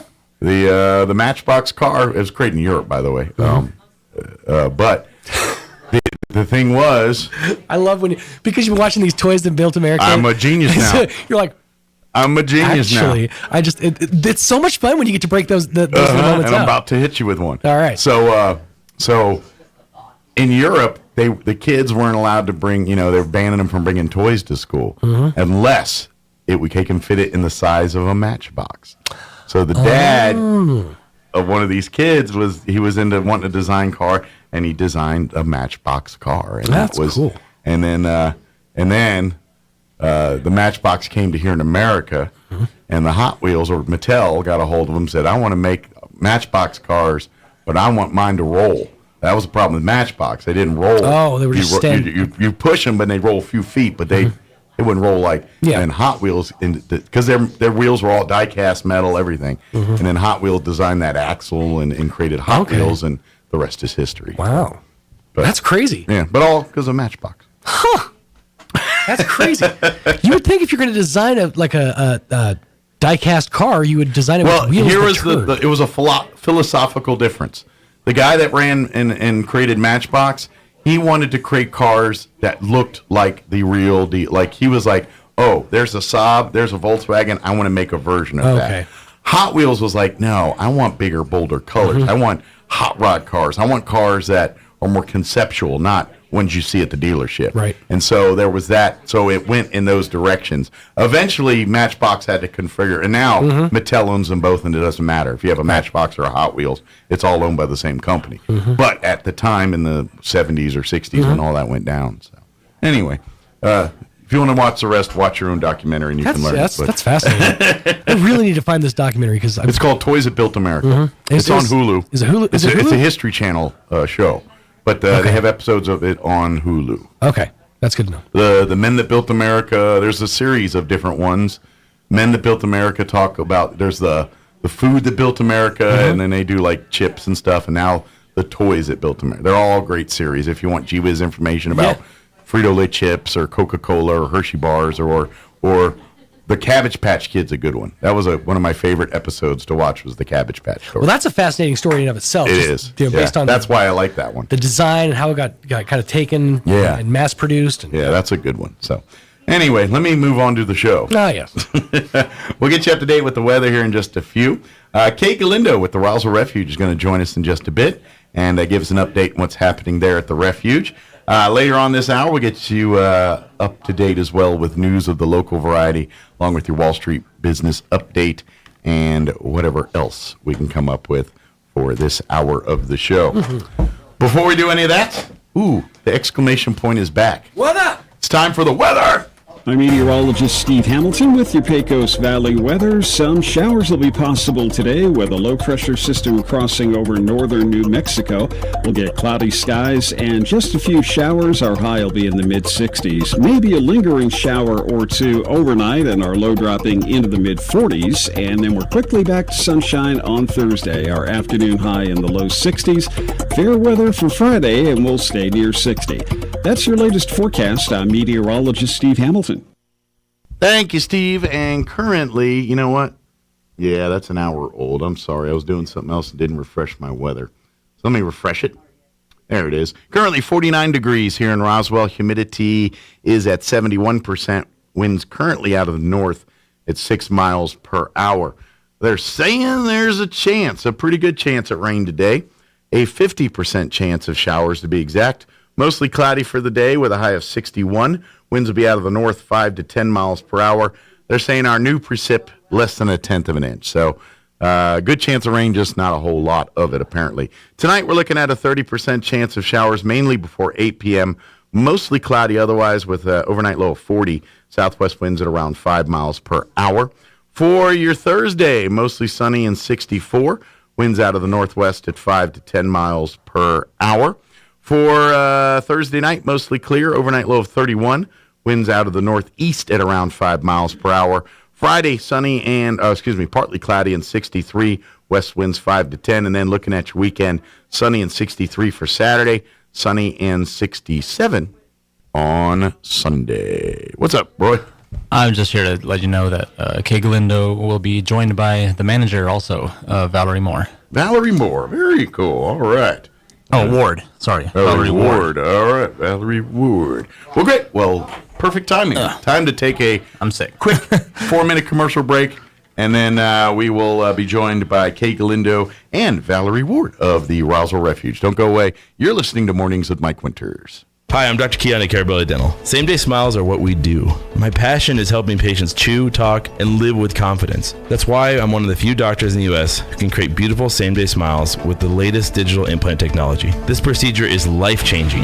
Just ask Sean. Hi, I'm Sean. I've been that voice that you've heard on the radio for most of my life, but I'm also a dad to 2 amazing kids. I've had a million reasons to smile, but in all my old pictures, I was never smiling. Truth is that life of improper care and being dealt a bad hand genetically left me practically with no teeth. It affected everything from the way I ate, the way I talked, and of course how I interacted with people. And that's where Dr. Keon and Carabelli stepped in. They eased my fears. They explained every step of the process in a way that I could understand, and they made me feel almost like I was part of the team. And now I can't stop smiling. I have so much more confidence, and I love looking in the mirror now. I can't explain how much of a difference Dr. Keon's dental implant process made for me. Our team can help you find your smile too. Come see us at Carabelli Dental, 575-622-4455. Jennifer from Trustmark Roofing here, and I can tell you it's not always easy being a female in a male-dominated business like roofing. I remember one time I was at a meeting to bid on the roof for a local college, and it was me and 13 men. Well, I won that bid, and I'd like to win your business too. My dad was a contractor, and I've been around building and roofing my whole life. I'm licensed and bonded, and I've forgotten more about roofing than most roofers ever knew in the first place. But what really sets Trustmark apart is an obsessive attention to detail that ensures that everything goes smoothly the first time. I promise we will treat you right with respect, and we will make you happy. So yeah, it might be a bit odd for a woman to own a roofing company, but give us a try. Let us give you an estimate for your roof. I think you'll be glad you called. For all your roofing needs, call us at 575-755-ROOF or find us online at trustmarkroofpros.com. Trustmark Roofing, we put people first. Pressure Services LLC in Artesia has immediate openings for experienced vacuum truck, kill truck, and hydrovac operators. Operators must hold a Class A CDL or Class D CDL, at least 2 years of experience, and be at least 25 years of age. All positions require a clean driving record and must be able to pass a DOT drug and alcohol screen. Pressure Services offers great pay with IRA benefits and employer contributions toward health benefits. Please apply in person at 402 West Main in Artesia, inside the Age Safety Facility. Equal Opportunity Employer. Has the cost of health insurance kept you from enjoying the peace of mind knowing you and your family are covered for unexpected medical issues? Then we have great news just for you. Quality health insurance is more affordable than ever, thanks to federal and now state-funded financial assistance. Most uninsured New Mexicans will qualify for lower out-of-pocket costs than ever before. Let the friendly and knowledgeable team at Be Well NM guide you through the process to help you find out how little you can pay for quality, name-brand health insurance. And our services are free. Visit BeWellNM.com today. I'm Clyde Lewis. Some of the strangest and most important stories have been avoided by the mainstream media, but we cover them all on Ground Zero, weeknights at 8 on 106.5 Roswell Talk FM. Hey, I'm really disappointed because I'm not in Roswell, because if I was in Roswell, I would be eating a Dion's Pizza. Why? It's the best damn pizza anywhere. Special thanks to Robert and his staff at Dion's Pizza, Salads, and Subs for their great hospitality and great food. The 2022 basketball season is underway for your Roswell Coyotes and Goddard Rockets, and the place to go to catch all of it is KSVPTV.com. Goddard, a little pressure here in the half court, and they force the turnover. Great job. Head for KSVPTV.com and click on the Roswell Coyotes or Goddard Rockets tab to see it all. KSVPTV.com, Southeastern New Mexico's sports authority, then, now, and always. Playing dance music can help ward off mosquitoes. Now you have a reason to invite Pitbull to your next pool party. Here's Mike Winters. And good morning. It is 8:25, and joining us in studio this morning from the Roswell Refuge, Kay Galindo back with us, and also Valerie Ward as well. Good morning, ladies. Good morning, Mike. How's everybody doing? Let's get you guys a little close to those mics so they can hear you a little better. Those things are meant to be screamed at. So, first off, how was Thanksgiving? Oh, it was great. It was great. I'll let Valerie tell you about Shelter. They had a wonderful time. I know, and this is what I love about our community. They step up every year, and I know at least a few people that brought by Thanksgiving items for Thanksgiving dinner to the refuge, and I know a few because I know directly, like our American Legion did, but I think a bunch of other people did as well too. So that's what I love about it, because our community really steps up during the holidays to help those in need, and I'm sure they continued this Thanksgiving. Absolutely, and we couldn't be more grateful. The community's been extremely generous. Good deal. They are all year round, which we really appreciate. And I say this every time, and I know Kay's probably tired of hearing it, but you don't realize how much of the treatment, the healing of these individuals that you're helping with by being a donor. Yes, they physically need the needs, the shampoos, the toiletries, the food, all the generous things that people donate. Yes, they're physical needs that they need, but it's all about kind of putting cracks in the armor a little bit. A common, and if I'm saying anything wrong, please tell me this guy's an idiot. Shut up. But a kind of a self-defense that humans do when you're in an abusive or a situation like that is you build a defense, you build a wall, you kind of shut the world out a little bit, you kind of build a shield in essence to protect yourself from some of the hate and things. And with that, it serves them well in keeping them sane, but trust issues, social issues, all of those things deteriorate because of that. And that's one of the big things about Val. That's her goal, is to do the things to make it as normal as possible. Yeah. I mean, you had a wonderful Thanksgiving. We had a great Thanksgiving. Excuse me. Another thing that I'm really happy about is our clients are staying a little longer, which is allowing us to provide them with more long-term services, and they're doing that because they're feeling comfortable and safe and the security and okay to stay there, and that is thanks something they to may the have not had a comforts long that time. you're mentioning and the assistance that they're getting to move forward, but really being able to have that comfort, normal feeling, and not expect everyone you encounter to be the enemy. Sure. And it does take some time to get that off of your back and to start trusting people again. It chips away at that wall a little bit. And so they're like, wait a minute, this person doesn't know me, doesn't know a thing about me, but they care enough to bring me dinner, or they care enough to bring me linens. It gives them something to think about, and they start thinking, well, maybe my perspective is not exactly the true perspective. Maybe there's good people, hope. and there's some good people here. And so the more that happens, you start to slowly see the change from being like, no, thank you, I'm good. No, thank you, I'm good, to God bless you, thank you, that's awesome, to I'm doing great, how can I help you now? And that's that's the ultimate goal here, is we get these folks back independent, living their lives, having success, and going back and maybe helping others that have fallen into the same paths that they've fallen. And I know you guys, I know some of the personal stories here, but you guys can talk to them till they're blue in the face. But when it comes, when that hope comes from people that walk the same path, it has a stronger message sometimes. And so by you just coming and giving turkey or you're so much an important part of the process of healing these people. So thank you. The important thing too is there are a lot of us that are employed at the Roswell Refuge that we are survivors of it. Sure. So you can chew some of that same dirt. When we speak, I can tell Valerie we're very open about it. We're both survivors of domestic violence. Sure. So Val's main goal is to let them know you're not alone. Mm-hmm. You're not the only person. Whether she shares her story, I share my story, or one of the other girls, it's just a very important thing that when they do decide to break that chain and take a step to remove themselves from that danger, they need to know they've got that sound person. Well, and it's great that you guys are the example. And what I mean by that is because, let's face it, I imagine a lot of folks that come through the door, they don't have a lot of optimism for future at that moment. You know what I mean? They're living in the moment. It's very difficult when you've got 3 babies. Yeah. And you've got you're taken away from, even though it was a horrifying situation, you're taking away, not only yourself, but your babies from the only thing you know, and walking in to this huge building of people you have no clue. Absolutely. But then they see you and they say, wait a minute, you were worse off than I was.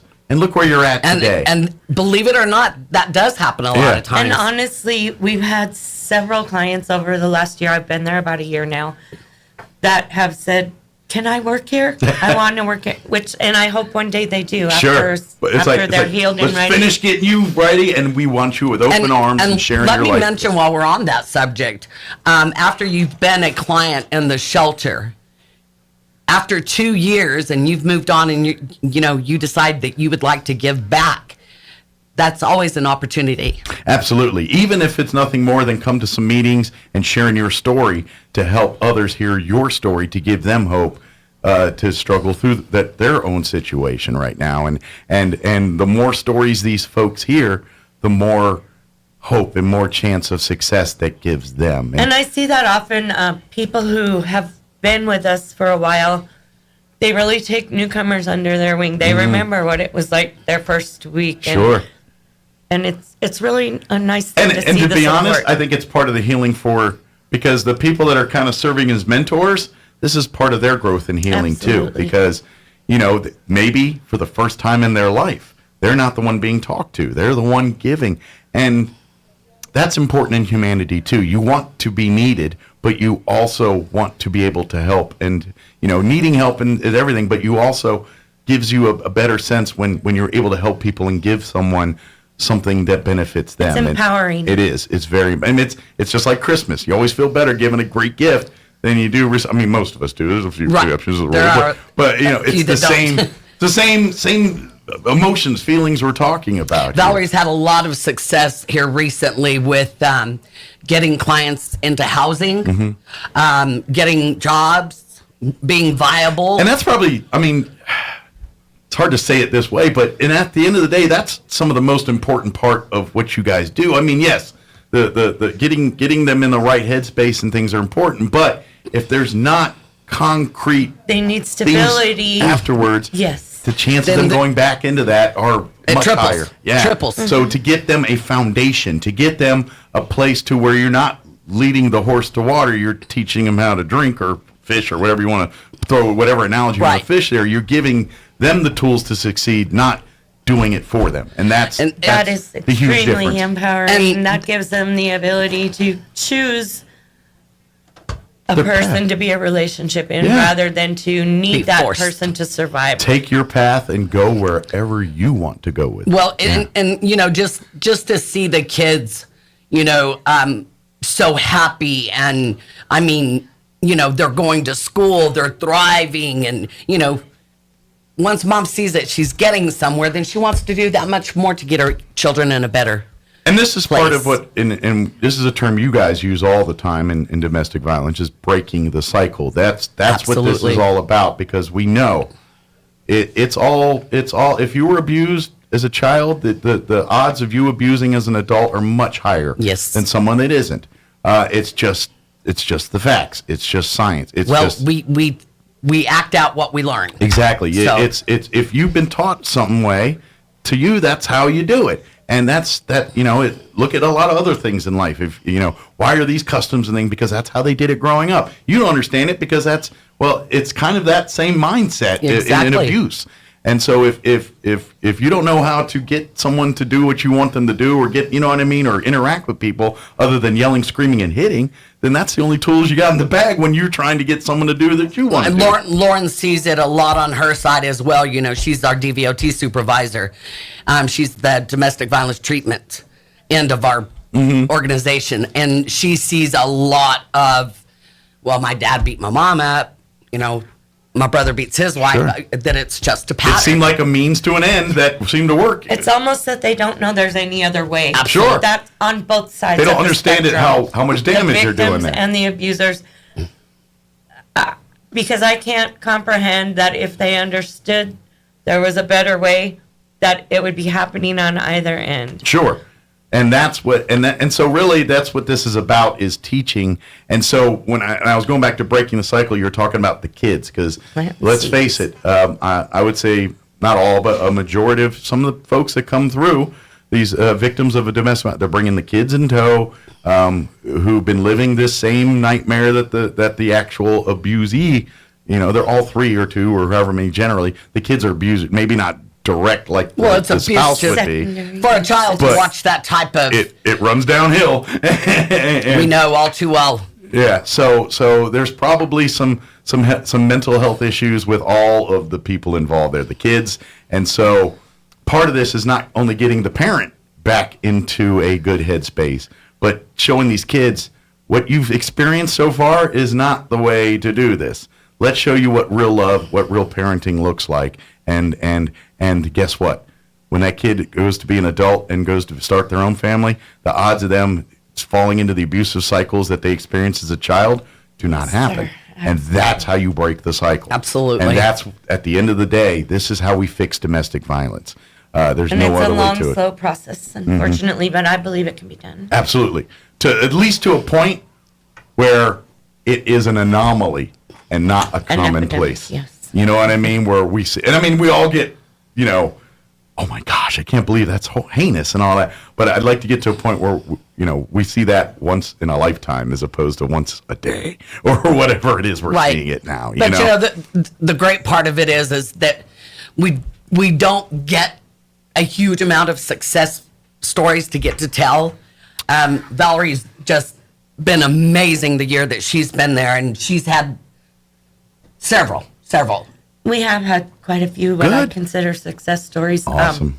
But I would like to give a huge shout out to every advocate that works at shelter, because we currently have a team of people who sincerely care about the clients, about each other, about the community, about the job. They're willing to go the extra mile.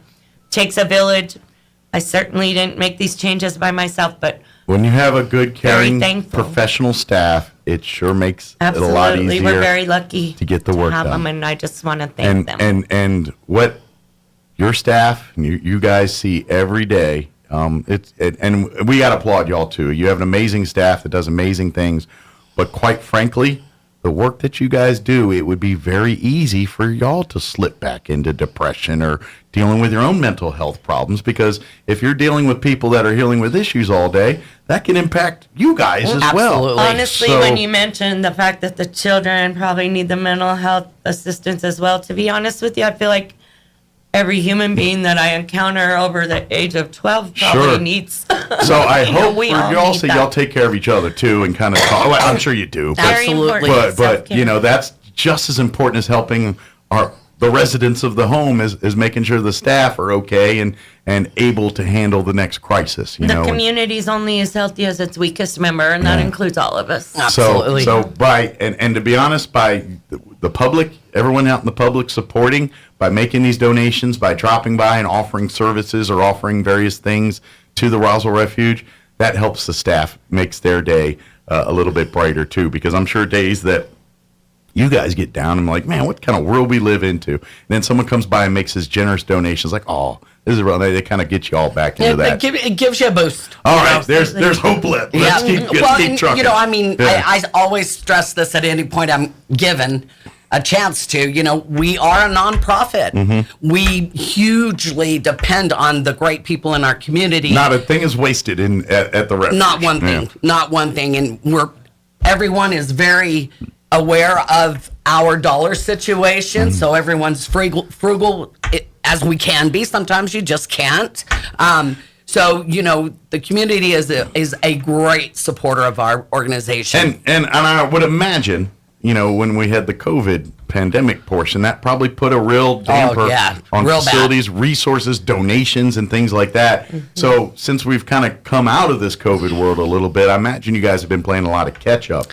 Over the last, we've not caught up yet. Yeah, you're still catching up right. From that now. So, you know, I know we're here hot and heavy in the holiday season.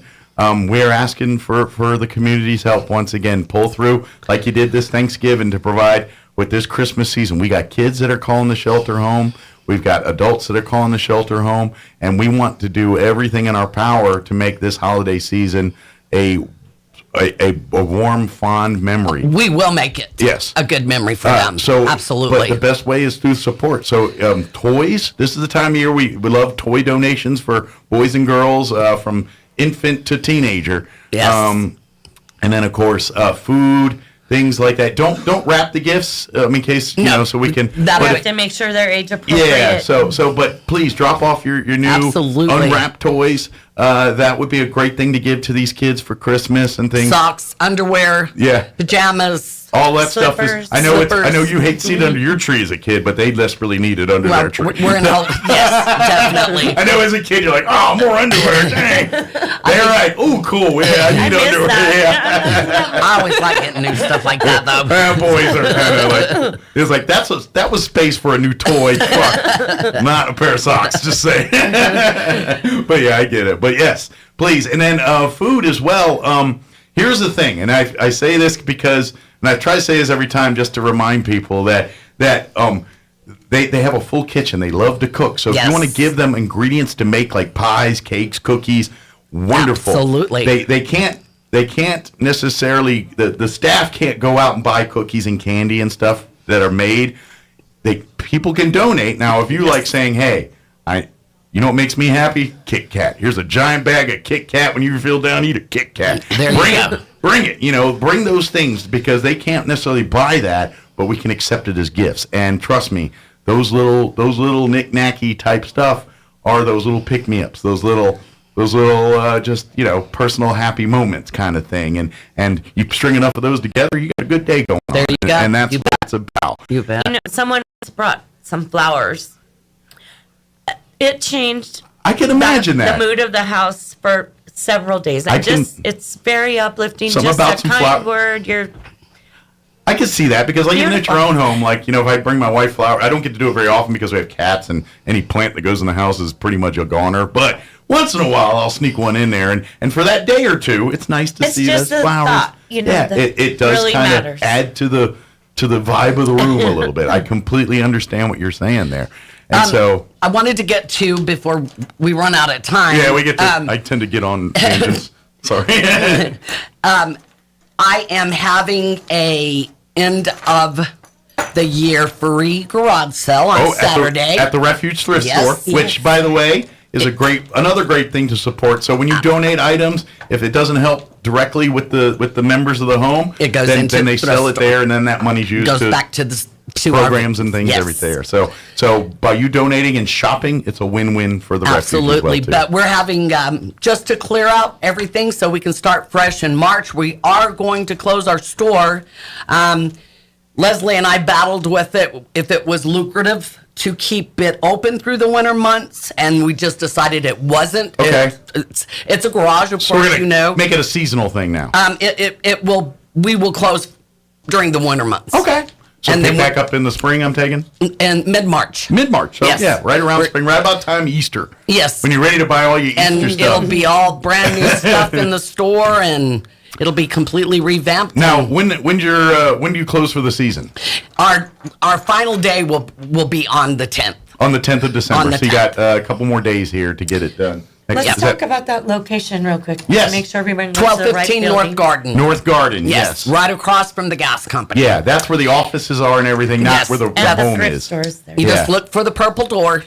Absolutely. Come on in and do some shopping. And it's just our way to give back a little to the community that maybe be a little less fortunate this year. Now, is the thrift store open to the residents so you can still collect some items? Absolutely. So just because the store's not open, if you have items to donate, don't worry. That store's available to our clients 24/7. So please keep donating, because we're going to be giving it to the people in the home. Absolutely. And then in the spring, we'll make it available to the public. Absolutely. But- Val, just for instance, if she had a intake at 2:00 in the morning and they didn't have clothes, Val would take them and let them do shopping. So please don't stop donating. Keep the donate. Just because you can't shop there during the winter, please. They love accepting your please stuff. don't leave it outside the door. Call, please. make arrangements Yes. if it's big stuff, Yes. especially, if it's things Yes. like that. But I will tell you this, kind of the popular items, things that are always in demand at the Refuge, any type of linens, bedding, sheeting, because that's towels, all of that. We got the list right here. What we're currently in need of. Towels, things like that. That stuff that the clients' residents take with them. That's their own personal stuff. If they choose to, we certainly do not hold them back from that. Right now, needing silverware. So sets of silverware would be great. You don't have to get fancy silver, just the cheapo stuff that you get, at the for a couple bucks at the end of the aisle there would be perfect. I don't know if the kids are doing gardening with the spoons or what. Spoons are taking a beat right now. So spoons especially. But yeah, silverware, things like that. Toiletries is always in demand. Always. And if I remember right, they prefer the family size bottles of shampoo and conditioner and soaps and what have you. I know the travel ones are, and if that's what you have, bring them. We'll keep them and give them to the homeless people or anybody else who might need them. But for the home and for the families that are at the home, we prefer the family size and stuff. Because again, this goes with them. It's not stuff that stays when they're gone. This goes to when they go to their hopefully forever home and get established there. So bottled water is another one. That one that you can definitely We've been need. trying to set the rooms before the clients come in, and and get them a little welcome Like a little basket welcome so bag. they Kind of like can when you eat go to a couple- hotel or something, you got your couple little bottles of welcome water, thing some there. Yeah. Something to make them feel at resource home. information, Because I imagine some comforts. Yes. it's probably in the middle of the night when they show up in these rooms, and sometimes and they're tired, haven't slept, probably hungry, probably thirsty. And they're not quite comfortable in the surroundings. They may So- not want to venture out to the common area, yeah, you so they know. can So sit, just at least one day unwind, they can. decompress. Yes. Have a glass of water, sit and just think for a minute, or just be quiet for whatever. That's a godsend sometimes. Mm-hmm. Trust me. I think parents know. Yes, absolutely. Parents know. And then you're in the need of some mini fridges, probably for the rooms. We're Just needing one? Okay. One mini fridge. So if someone's got a mini used fridge, one, maybe you yeah. graduated from college and you bought an adult-sized refrigerator now, you have a perfectly good college size or mini fridge, please reach out. And we're always thankful for any kitchen items. Those are pots, always in pans, demand. Dishes, yeah. And then your disposable, like paper towels, toilet paper, those are constant needs. They're that are always welcomed. Always get cleaning supplies, things like that. Even we if, need everything. Yeah, and even like I know you guys have like commercial freezer space and stuff too. As long as meat's been properly butchered, processed, And packaged. stored, the the refuge can accept some of that stuff. Now they can't just do backyard, Right. That's Right. because of safety concerns here. But I'm sure your meat's fine. But for everyone's safety, But so if you do have a side of beef or a game, that's been through the proper processing and packaging and all that, and you want to donate because you can't eat 80 pounds of elk, then they would love to help you with some Right. of that. So. Absolutely. But please, any of that little bit is greatly appreciated. And even small appliances are great for the refuge for when they help. When they move. So if you've got like coffee pots that you replaced or microwave ovens, Yes. Toasters. or the little like sandwich makers or little toaster ovens or deep the air fryers or whatever now the latest trends and things that we're we into. do try to help set them up for success as Absolutely. much as we can when they're exiting.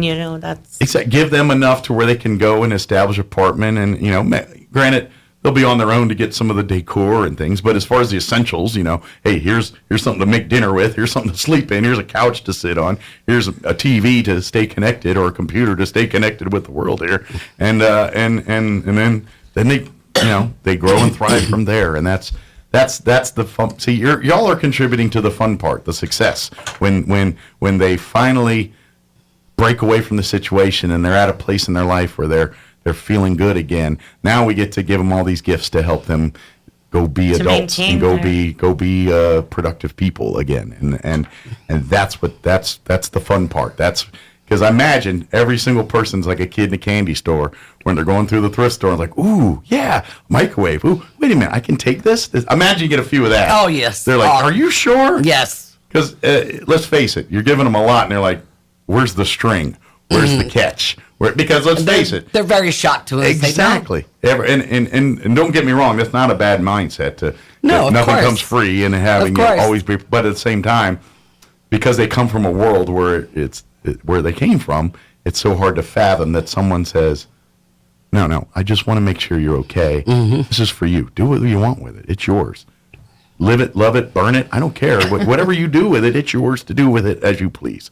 And enjoy it. Right. And sometimes it's just like, what's your angle, bud? And you're like, my angle is to make you happy, and that's Right. all there is to it. Absolutely. Yeah. But I do want to invite everybody to come out on Saturday. We're going to do it from 9 to 2. Like I said, it's going to be free. If you'd like that's to on make, Garden. That's on Garden, 1215 North Garden. Yeah. If you would like to bring a couple canned goods in for the Always give back, we're more than welcome to take that. If you'd like to make a donation, we're also open to that. And that's another thing too. If you're like, well, I'm not sure what to get, and this, that, monetary always helps. Gift cards are great things. If you would like to, you can go on our website, donate that way. Yeah. We're also going to have hot dog, chips, and a soda for $2. Okay. So pay $5 to get because it's all going to help the refuge. goes right back So to the refuge. overpay for a hot dog. Pay $5-6 if you can. If you want. But if you only got $2, And if you don't have $2, you still get a hot dog. We're gonna feed you regardless. But, Absolutely. But come, and we'd love to come support. Do a little shopping. Do a little donating here.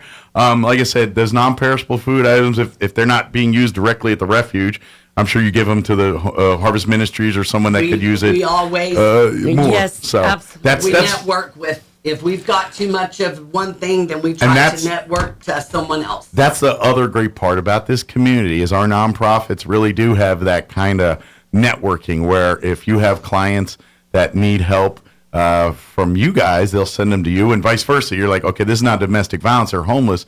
Let's talk to our homeless coalition folks. We'll get you in touch with them. Or, you guys can't pay your bills this month. Let's get you over to Harvest Ministries and see what we can do to make that happen We for always you. try to make sure that we can at least give them some resources. Yes. Yeah. You know, if we're not able to do what they need, then we try to give them the. And the same thing, too, with like the thrift stores. Like if you have some of your residents and you're like, oh, I have one that needs a microwave, but we don't have any at the moment.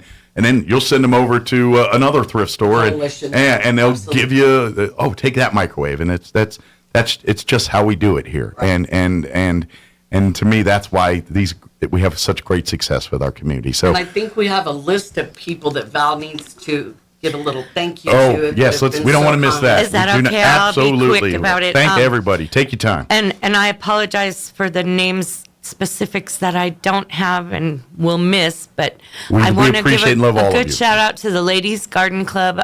They decorate a little flower pot for us in the front of the refuge, and it's very beautiful, and it really cheers us up, and we appreciate them. That always brings happiness to a place where not always is there sometimes. Brown Pride recently came in and let us check out their motorcycles and vintage cars and made a lovely donation. We want to thank them. Also, Target Save the Children made a nice donation to us. Kelly Smith. Nice. The Eagles has made a nice several donations to us, actually.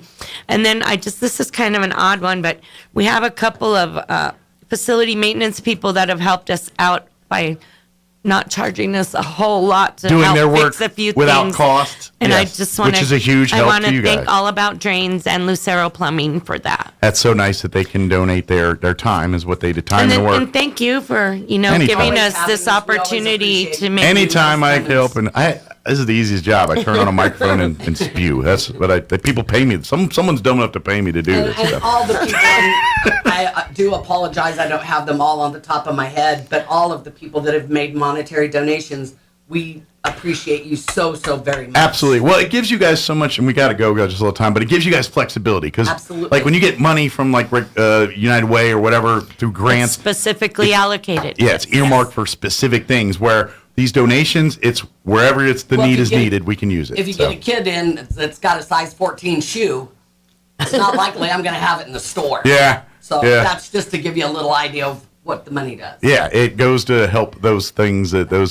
Somebody's glasses got broke in the fight, and when the weird thing happens, that money's there to fix that. So. And Leslie does an amazing job of stretching it as far as she can, so that being good stewards of that money. Nobody does without. Absolutely, yeah. It's the staff. Everything is amazing. Before we go, I want you to give out the first the office number if anybody has any questions about donation or Saturday or anything like that, or any of the business side of the Roswell Refuge. What's that phone number to call? 575-624-3222. That is our admin office. That's where I'm at. I do all the donation, the thrift store stuff. Mm-hmm. You can call about that at any time. We're open from 9 to 3 Monday through Thursday and 9 to 2 on Friday. Very good. And that's so now if you are needing resources for domestic violence, someone to talk to, break away, you're an abuser, want to stop being an abuser, you suspect something but don't know how to handle it, anything like that, anything domestic violence related, there is a 24/7 hotline number that you can call, and that's the number 575-627-8361. Yeah, and that number is available to you 24 hours a day, 365 days a year. Doesn't matter if it's Christmas morning, 2 in the morning, 12 in the afternoon, doesn't matter. Someone will be there on the other side of that phone for you to talk, for you to break away, for you to seek resources, for whatever you need that phone to be at that particular moment, that's what it will be. And it's all you in charge. Absolutely. You are the one who determines how far we go with this or how far we don't go with this. That is up to you, and it's all confidential, and it's all safe, secure. You have nothing to worry about there. So, Good deal. Is there anything we missed? I don't think so. I think like I said, we've just got the free garage sale on Saturday. I hope everybody comes out and supports the Roswell Come out. Thrift Store. Yeah, and bring some canned good, non-perishable food items to help everybody. Absolutely. And come have some fun. Come meet some fun people, too. We're fun kids. That's right. And who knows? Maybe I'm sure you're always looking for volunteers and things. Obviously, because of what you do, there's certain privacies and things, but there's probably foots in the door to help do things, even if it's just, hey, can I help cut the grass a couple times a month or whatever? We're always looking for that. Stuff like that, like that. Mention that. Yes. Yeah, so. Yes, if you happen to get a chance and you want to go do something, you come to Roswell Refuge to do our yard. Any landscapers with extra time, the Refuge. Do I have 5 seconds to say thank you to Sandy Kennedy Licone and Carol Oy for being volunteer tutors at the shelter Awesome. for children in Thank need. you for your time, and thank you for your dedication. Absolutely. Mike, thanks for having us. Anytime. We'll see you next time, okay? Have a great Merry day. Christmas if I don't Merry see you between Christmas. then. All right, it is 8:58. Let's do a quick break before news. Don't go away. This is the owner of Trustmark Roofing, and nothing makes us happier than telling our customers no. As in, no pricing games. We give you a guaranteed price, and then we stand by it. No surprises, no gotchas. No obscurity. We don't just tell you what's wrong with your roof. We record our inspections and show you. No lemons. We install premium roofing materials from top brands like Owens Corning. No shortcuts. We're in the 2% of roofers with the Owens Corning Preferred Contractor Certificate for our local area. This means we offer precision installation and the longest warranties. Want a beautiful new roof that's built to last? Choose Trustmark Roofing, the roofer that loves to tell our customers no. For an estimate, call us at 575-755-ROOF or find us online at trustmarkroofpros.com. Trustmark Roofing, we put people first. The average American takes 8 to 10,000 steps each day, and for those suffering from foot problems, each one can be agonizing. The podiatry team at Artesia General Hospital can help diagnose and treat foot and ankle conditions, including diabetic foot issues, arthritis, bunions, or other problems. Doctors Joseph Marino and Joseph Krupa are podiatrists specializing in wound care, fracture care, foot and ankle surgery, and more. Put your feet in good hands. Request an appointment at artesiageneral.com/podiatry APPT. On air and online, this is Roswell's home for talk radio, KEND Roswell. And we're closing in on 9 o'clock. Town Hall News up next. We'll be back on the other side. Do not go away. Pretty please. News this hour from townhall.com. I'm Rich Thomason. Lest we forget, this is Pearl Harbor Day, the Japanese attack 81 years ago. And today, those who perished are being remembered in a solemn ceremony at Pearl Harbor. About 2,400 servicemen were killed in the Pearl Harbor bombing, nearly half on the USS Arizona alone. Survivor Lou Concher, who is 101 years old, recently told the AP he's not a hero. Not us. We're not heroes. They call us heroes, but we're not. It's the ones that 2,403 men that died are the heroes, and we've got to honor them ahead of everybody else. His doctor told him not to travel to Pearl Harbor, so Concher says he'll watch the ceremony on TV. The bombing by the Japanese launched the U.S. into World War II. I'm Julie Walker. Republican candidate Herschel Walker has narrowly lost to Democrat incumbent Raphael Warnock in the U.S. Senate runoff in Georgia. Walker acknowledged to supporters in a concession speech Tuesday night that, quote, the numbers look like they're not going to add up. The victory by Warnock, the state's first black senator, ensures Democrats an outright majority in the chamber for the rest of President Biden's term. It also means the party won't have to negotiate a power-sharing deal with Republicans, and Vice President Kamala Harris won't be called on as often to break tie votes. The midterm still resulted in a divided government, with Republicans recapturing a majority in the U.S. House. Wagner reporting. In a victory for Republicans, a compromise defense authorization bill that would end the Pentagon's COVID vaccine mandate for the military, expected to come up for a vote in the House this week. Watching Wall Street, the Dow is up 162 points, the Nasdaq Composite Index ahead 7, and the S&P trading 15 points higher. More on these stories at townhall.com. Hi, this is Dennis Prager. As you know, the culmination of my life's work has been writing my Rational Bible Commentary series. I have done Genesis, Exodus, and the just-released Deuteronomy. They are all called the Rational Bible because my approach is entirely reason-based. My motto is, if it doesn't make sense, I don't accept it. If you look up the 5,000 reviews on my Rational Bible volumes, you will see how many lives I have changed. Whether you are a Jew, a Christian, an atheist, or a member of some other religion, it doesn't matter. This speaks to your mind and your heart in explaining the most important books ever written, the Rational Bible. The latest is Deuteronomy, the most quoted book of the nation's founders. So if you're looking for the perfect holiday gift, even for someone with no faith, in fact especially, I recommend giving them my Rational Bibles. Go to PragerStore.com. You can buy them individually or as a complete set. All Rational Bibles sold in the Prager Store are autographed by me. Go to PragerStore.com. That's PragerStore.com, or click the banner on my website. Albania's prime minister says countries of the Western Balkans have made tremendous progress toward membership in the EU. Edi Rama declared that he'd never given up faith in the European Union, but Albania's Prime Minister has certainly changed his tune since June at the previous EU Western Balkans summit. Back then, he said it was a disgrace that Brussels was dragging its feet over membership for the 6 countries of the Western Balkans. This time round, Mr. Rama played the ebullient host, and he credited the war in Ukraine for heightening concerns about the influence of Russia and China in the Balkans and shifting the EU's stance towards expansion. In a joint declaration, the bloc's leaders called for the acceleration of the accession process. The BBC's Guy Delany. Police in Indonesia say a Muslim terrorist released from prison last year blew himself up at a police station on the main island of Java, killing an officer and wounding 11 other people. News and analysis, townhall.com. San Francisco police cannot employ lethal robots, at least for now.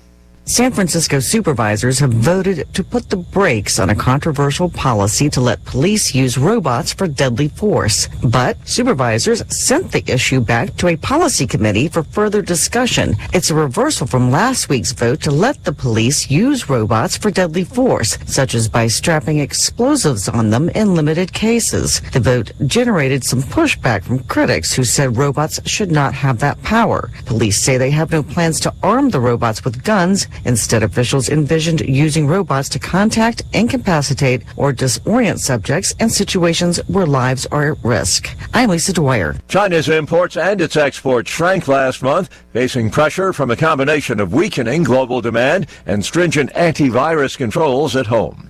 More on these stories, townhall.com.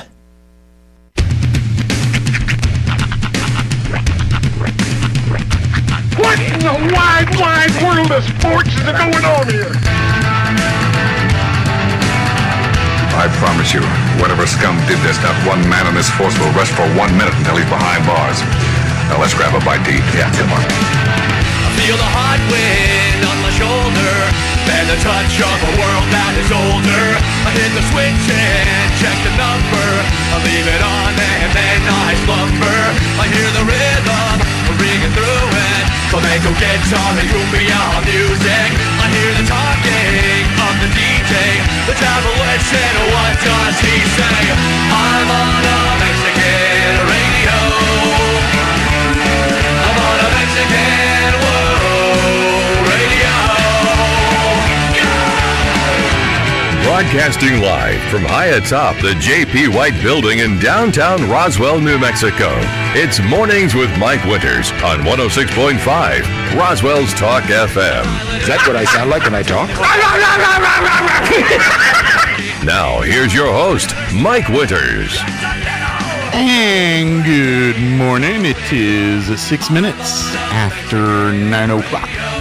Welcome to hour number 3. Tracing the Arnolds. Mornings with Mike Winters, right here on 106.5 Roswell's Talk FM. Happy middle of the week. Happy Wednesday. Happy Pearl Harbor Day. I keep forgetting to mention that today, December 7th, 1941, a day which will live in infamy. Indeed. I was fortunate enough, as a teenage lad, to visit Pearl Harbor. Really? I have seen it once. Seems like just a flex that you went to Hawaii. Well, it was. You want to really flex it up? I was on my way to Australia. Oh, yeah, it was your scouting trip, right? It was a Boy Scout. Yeah. We went to the World Jamboree in Australia, but we stayed in Hawaii for 3 days. We got to sightsee in Hawaii. Nice. So I saw like the Dole Pineapple Factory. I saw the Magnum PI house from a distance. Oh, really? Like if you the house from the show. Yeah. Was Higgins there? He was not. He was not. But I did see the Ferrari driving around. Oh, wow. They had a Ferrari. This was in the 80s, so it was more likely you'd see that. And I saw the port at the beginning of Gilligan's Island. You know when they, in the credits, where they show this tropic port and it's where the boat leaves to go on its 3-hour tour? That's there in Hawaii. I saw aboard this tiny ship. This is the port from Gilligan's Island. That's cool. I was like, look at that. The picture they used from that, they filmed on a studio a lot, but that footage from the credits is from that port there. That's really cool. And the Dole Pineapple Factory, and I got to go to see Pearl Harbor, and it is a very cool place. Now, I'm sure it's a little different since I went in, was it 87 or whenever I went, but at the time, and I'm sure it's kind of similar, what you do is the USS Arizona, that's kind of the big memorial there at Pearl. When you go to Pearl Harbor, you see the base, you see the Battleship Row when the Japanese attacked. But Battleship Row was this one part. There's an island in the middle. The way it's set up, there's an island, and then there's the water around it. So that's the Pearl Harbor, the harbor itself. Right. And then so on one side of that island is where the battleships were parked. The Oklahoma, the Maryland, the Arizona. There was about a dozen or so there. Right. And the Arizona was the one that was sunk there and attacked, and it's still there. That is the Arizona is down under the water. Oh, wow. And there's I don't know if you've seen pictures, there's the memorial, big white building. It goes over the Arizona. So and there's like a window, right? Or no, you can look down and see the Arizona. It's open water. You can see it. And it's right there. They've taken the gun turrets out. So what's resting there is the hull, basically, and some of the, not much of the infrastructure from the top, but a little bit. Like you can see the turrets where the guns were, but there's no guns there anymore. And this might just be my naivete from not being in there. I would think that the water would be too murky to actually like see much of what's happening. Well, it's not that deep. Like the boat is big, so the top of the boat is only, I don't know, 8-10 feet from the water. Right. I mean, you can see it from the standing on the thing there, and it still bubbles oil a little bit, like every once in a while. And the saying is it's still bleeding its tears from the sailors that it lost, and so. But there were 2 ships that were sunk, actually 3, because on the other side of the island there's a target practice boat called the USS Utah. It was stripped of all its upper infrastructure, so it had a flat, so it kind of looked like an aircraft carrier. So the Japanese bombed the snot out of it, and it was just a training boat. But it's still the wreckage is still sitting on the opposite side of the island. The Utah and the Arizona are the 2 wreckages, but it was I think the Oklahoma that thing completely capsized, and there at Pearl Harbor they rewrited it. And then they were going to sail it off to somebody to sell it for metal, and it sunk in the middle of the ocean. Oh, wow. On the way to where it was going. So now it's residing in the middle of the Pacific. But it sunk there at Pearl Harbor. But the Arizona is still there. But you can go see it, and it's an amazing... And they've got the mooring ports for the other ships by name. So all the ships that were in Battleship Row at the time of Pearl Harbor, they're honored by the boat mooring. Gotcha. So you see the Maryland, you see the Oklahoma, the Arizona, all the various... battleships that were there on the row too. So, wow. But and obviously for folks that aren't studier of history, the Japanese were trying to take out the U.S. Navy in one fell swoop, and they thought all of our aircraft carriers were there. Turns out they weren't. They were still at the sea. They hadn't come back yet.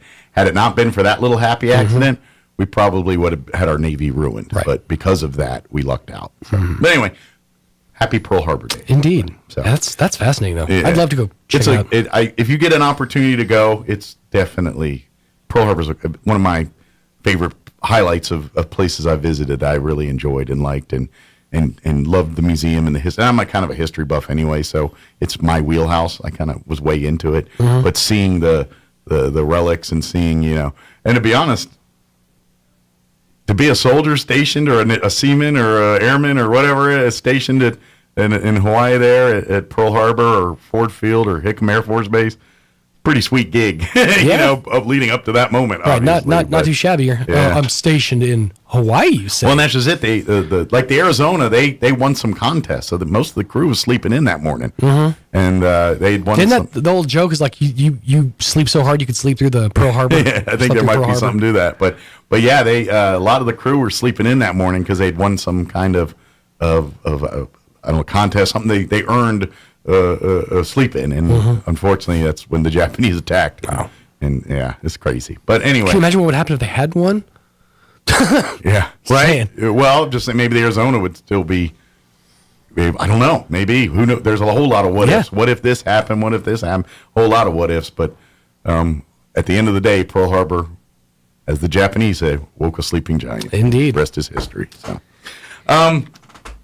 we're going to the dogs the rest of the hour, and the cats the rest of the hour. Crystal Noble with the Roswell Humane Society will join us here in just a wee bit, and we will get an update on pets available for adoption, any happenings at the thrift store there, and all that good stuff. So we'll chit-chat about that in just a little bit. By the way, I don't know how much I've talked. Tulsa King, go see it. It's good. Yeah? If you like Rocky movies, if you like gangster movies, you're going to like Tulsa King. Well, it's like only 2 episodes deep, right? No, now? 4. 4 now. Okay. I've seen 3 of the 4. Okay. It's only on Paramount Plus. Like they gave you the first 2 episodes, I think, on Paramount. Right. And then they make you watch the rest. So now we're at that point. So you're able to suspend the disbelief that a 79-year-old man is whipping Keister the way he is.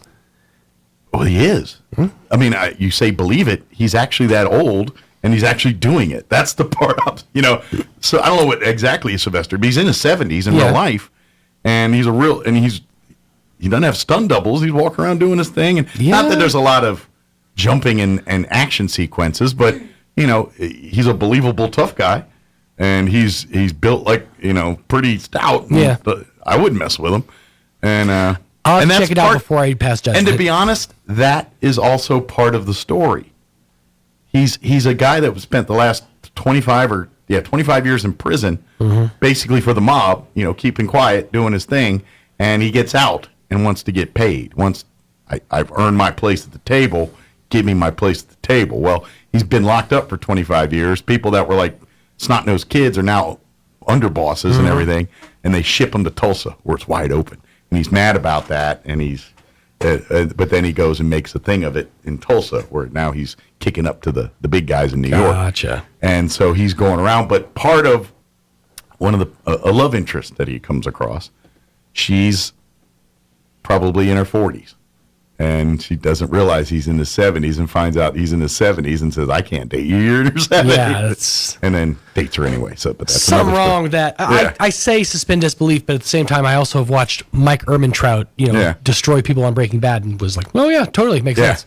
But it's I love it because it's got Stallone's a tough guy, but he's a good guy. He's still got that Rocky isms where he's kind of comes across a little aloof, but actually quite in touch and quite smart and poignant with it.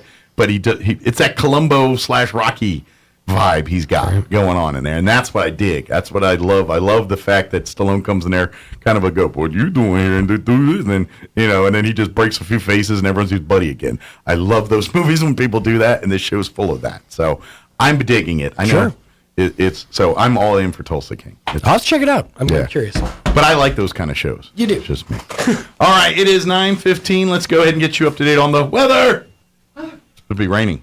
I'm meteorologist Steve Hamilton with your Pecos Valley weather. Some showers will be possible today with a low-pressure system crossing over northern New Mexico. We'll get cloudy skies and just a few showers. Our high will be in the mid-60s. Maybe a lingering shower or two overnight, and our low dropping into the mid-40s. And then we're quickly back to sunshine on Thursday. Our afternoon high in the low 60s.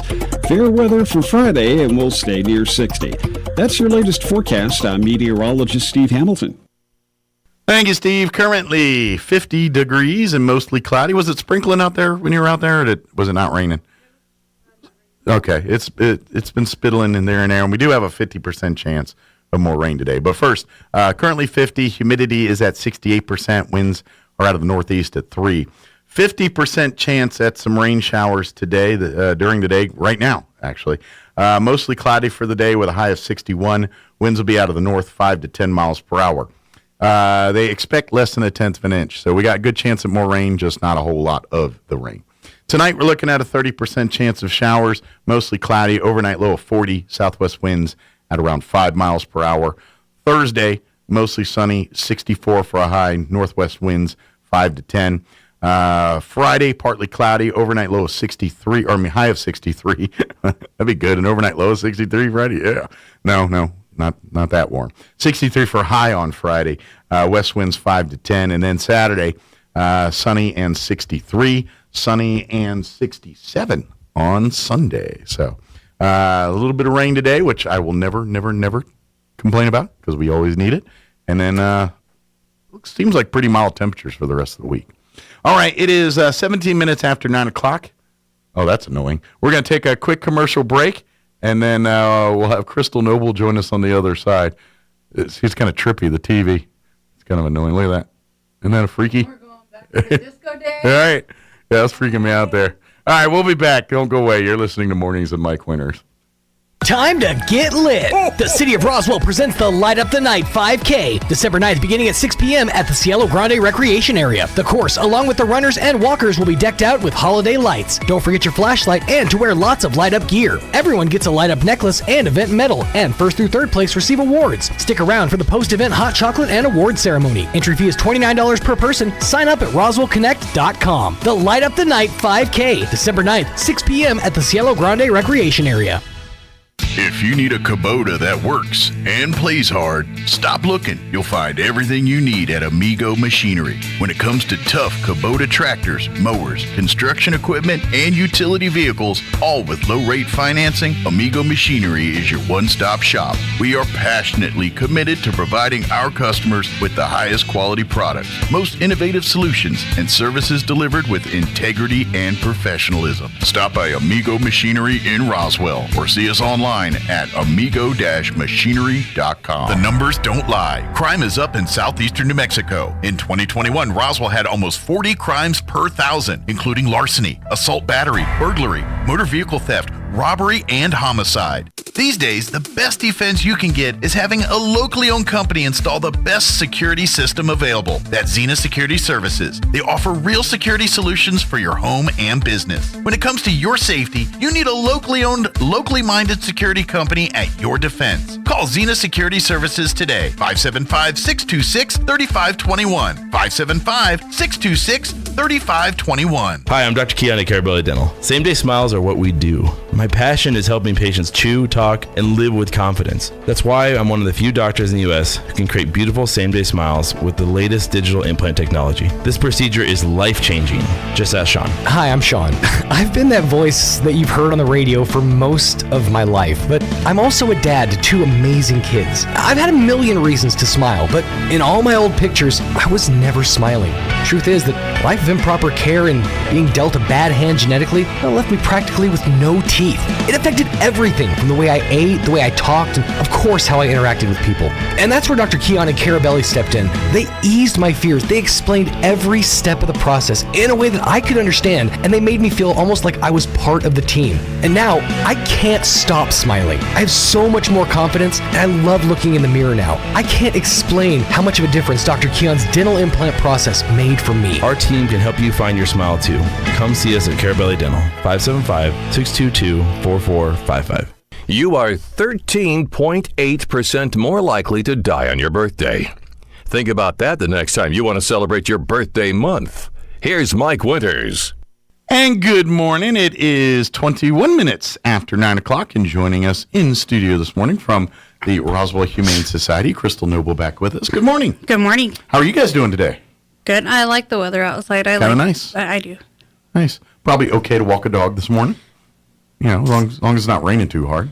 No, it's actually not. Like, there was nothing when I came. Like, I had like 4 drops on the window. Yeah, well, that's what I didn't see nothing coming into work, but a couple of people afterwards said it was spittling on them and everything else. So I can't really tell from my window. It just looks the same. So it's hazy. Well, hopefully we get some moisture through all this today. Just, maybe not a couple inches, but, a little bit. With nice, slow, steady little rains. Water the plants and grass a little bit, be kind of nice. So, But the Humane Society is ready to adopt you. We are. A brand new loving pet for your home. It is the holiday season, and I'm going to start this off with, we did every time during the holiday season. Pets as gifts are only a good idea if the receiver of the gift is involved in every process of the pet decision. Yes. It means they're on board with it, they're willing to take care of it. If they adopt from the Humane Society, they will be the ones to adopt it. You can pay for it. You can lead the horse to water, but at the end of the day, the pet will be paid for in the name of the person that's going to be the owner of right. the pet. And so basically we don't allow surprise gift giving. Yeah. If you want to get somebody an animal for Christmas, it needs to be an animal that they choose, that they bond with, not a surprise with a box and holes cut out underneath the tree. Yeah. We are not the shelter to go to for that, so don't try. Yeah. No, it's not the best situation for the animal. No, because 9 out of 10 times they get returned back to the shelter because the person receiving the gift did not want that responsibility. Yeah. Now, that being said, if you have a person in your life that's maybe lonely or whatever and could use a pet, they make wonderful gifts as long as the person, it's not a surprise gift. If it's like Crystal's saying, if the person's part of the decision-making, picking the pet, doing the meet and greets, doing all the things that are required to be a good pet owner through the Humane Society, that pet will be spayed or neutered, chipped, just like any other pet would be. You just can't pick it up and then take it home and then, like I said, put it in the box with the holes in it and hope it keeps quiet till they open the package kind of thing. Yeah, no. Not gonna happen. If you want to have something under the Christmas tree as a surprise and offer that you will cover the adoption, get a stuffed animal, put that in a box, and then make your own certificate that says, I will pay an adoption for you. Or a pet toy, maybe. Maybe buy the first pet toy, a bone or a cat toy or whatever it is you're getting, and put a bow on it and said, this is for your pet that we're going to pick out for you. Yeah. If you want. If you are wanting a pet, I will cover the cost for you. But this is your surprise. Yeah. Yeah. Do something else to give that. And you can get the same reaction. They're not going to be licking your face Christmas morning, but they will very soon. If you have the weird family, they might be licking your face. That's y'all. Y'all do you. You have fun with that. But, I'm talking about the dog. Not so much the cat, but there's a few cats that are out there that'll do that. But if you do have a family member that wants to adopt a pet, please do not wait until the week before Christmas because we will not be doing any adoptions. Okay. The vets will be closed for a good portion of the week for surgeries because of the holiday for Christmas and New Year's because they both fall back to back. Makes sense. Their schedules are going to be weird and our schedule is going to be weird. So don't do it the week before. If you have a family member that doesn't want to wait until Christmas, that you've told them, hey, I'll help you with this. Come in now. Gotcha. Because the week of Christmas, we're going to turn you right around until you come back after the first of the year. And if you're wondering what's the vets got to do with this, and when you adopt a pet, like I said earlier, it's going to be spayed or neutered and microchipped. So therefore, the pet needs to go directly from the shelter to the vet of your choosing to have that done. The only exception to that rule would be is if and that doesn't really qualify now because of the chipping, is if the pet is already spayed or neutered. But the pet still needs to go to get the microchipping either updated or inputted for you before that pet can go to your home. So that's why if the vets aren't open, then there's no point for the shelter being open because you can't physically adopt a pet. I can't that week anyway. We can allow you to view them. We just won't do any adoption until after. And this is why the website's available. And it is under a little bit of construction. Yeah, so I know you guys are doing different, some work. But you can see every single pet that's calling the shelter home, including the quarantine pets.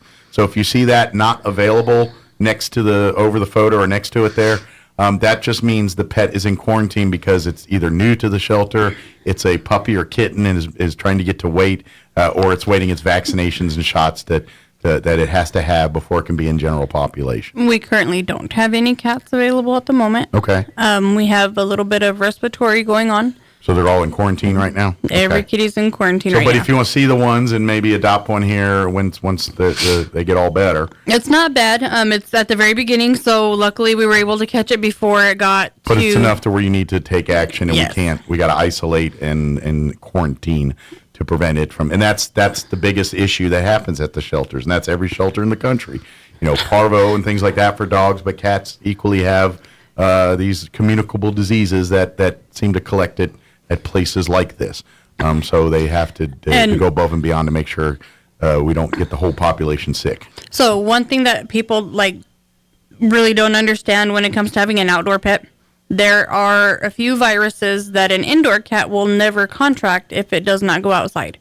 And one of them is calici. It's a respiratory infection. Not a delicious treat with sausage and pastry. No. And there's a longer name for it, but I'm not able to pronounce it. I sound like I'm speaking tongues. All right. And then there is basically feline herpes. Okay. And those two things are very, very contagious. Is that an STD or is that something different? It is ulceratic respiratory in their mouth. Okay. So they get... But is it transferred sexually or is it done... No, it's... breathing or whatever? It's viral. Okay. And mating, biting, saliva. It helps it, but they don't have to necessarily do that. No, Got it. and the ulcers only show up in their mouth. Okay. So it's very deadly, and if not caught at an early stage, they basically just get ulcers all down their esophagus. And I'm just trying to compare and contrast. Are they like the human version of herpes where they don't go away? Yes. They go into remission, but no, you have them the rest of your life. Gotcha. For a cat that has herpes, it is basically a death sentence, unfortunately. If the virus itself doesn't do it, Can you put it in remission like the human version? Or no? Okay. No. Once they have it, they are always a carrier, and they are always contagious to other cats. They might not have any flare-ups, but they're always contagious to other cats. So they're an only cat if you want to keep one of those at that point. Right. You cannot have another cat. And unless you have two cats with the herpes, I guess, and they can hang out because it don't matter. But we're the herpes family. No. Right. But it's super contagious. It's viral. Okay. So sharing. It's just to cats, right? Just to make sure, Yeah, it's not human. People shareable. or dogs or anybody else can get it. Ours is different. Gotcha. I figured, but they need to name animal things different from human things because people like me just keep comparing and contrasting to the human version. And then just there is a coronavirus for the dogs, which has been out for years, long before they decided to name our COVID Corona or whatever they named it. Gotcha. Because it's got 10,000 different names. But dogs have had that virus. It's like parvo, but not as lethal. Gotcha. So, but when everybody's like, oh, the dogs have corona. Okay, the dogs can get corona, but not our corona. Just curious, does it get confused with parvo a lot? It does. And is the treatment different? If you treat for parvo and it turns out it's so corona, is it deadly or no? Okay. If you're treating for parvo and they start doing a 180 in 12 hours, then they know it's corona. If they okay, I gotcha. So basically the treatment is the same, but the recoup time is like that. So if it's a quick recoup, it's corona. If it takes a longer, it's parvo. And not always is parvo fixable. Gotcha. So, depending on how early it's caught, basically. Right. It's like a stroke. Time is of the essence with parvo. It is. It's there. Either way, best point is be a proper, pet owner. Be responsible owner. Do those things, and you will mitigate this stuff. Get them vaccinated against the things for it, and then of course, be cognizant. Obviously, and Crystal says this every time. Cats that are adopted via the Humane Society are indoor only cats. We're not. I know there's barn cats and there's a role for those, but the cats out of this shelter are meant to be home cats, inside cats. Spay neuter. Now, maybe talk to the animal control or something if you're looking for a cat to keep mice down on the ranch or something like that. But they do have animal control does get in feral cats, and those are typically the cats that are going to be the mousers. When you have a domesticated cat, it's not that it could not do it, but it's less likely to do it. I got one though. a feral cat? Well, it's not feral, but my tortoise shell. Mm-hmm. She's a mouser. She's caught not in my new house, but my old house. She caught 2 mice in that house and presented it to me like a trophy both times. I was grossed out and thankful at the same time. You know. Like I said, it's not that they can't. It's just not often that they will. They're not as good at doing it for survival as they are as a hobby. Right. Because, they've got their bowl over there ready for them, Sure. as to where the feral cats, the mice are... Look at a house cat and look at a feral cat. They don't look the same. No. Usually most house cats got a little sway belly going on there because they got a lot of time to chill. The feral cats do not. They look lean, they look mean, they look hungry. And it's because they're literally fighting for their supper every day.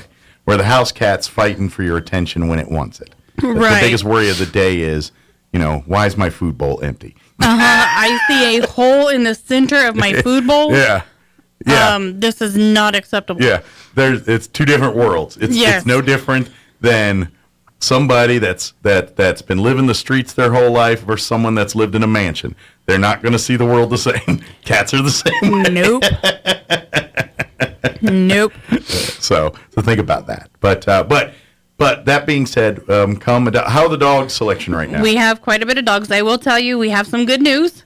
So little Chihuahua Rosie got to go to Lapdog Rescue, and she's already gone up for adoption, and I believe they have a candidate for her. Good, and she's been, is that over a year for her? No, she was coming up on a year. Coming up on a year, okay. And then Max and Rose, the 2 that had been there a year, one went to Animal Humane and one is at a home here in town. Nice. So our 2 1 years there.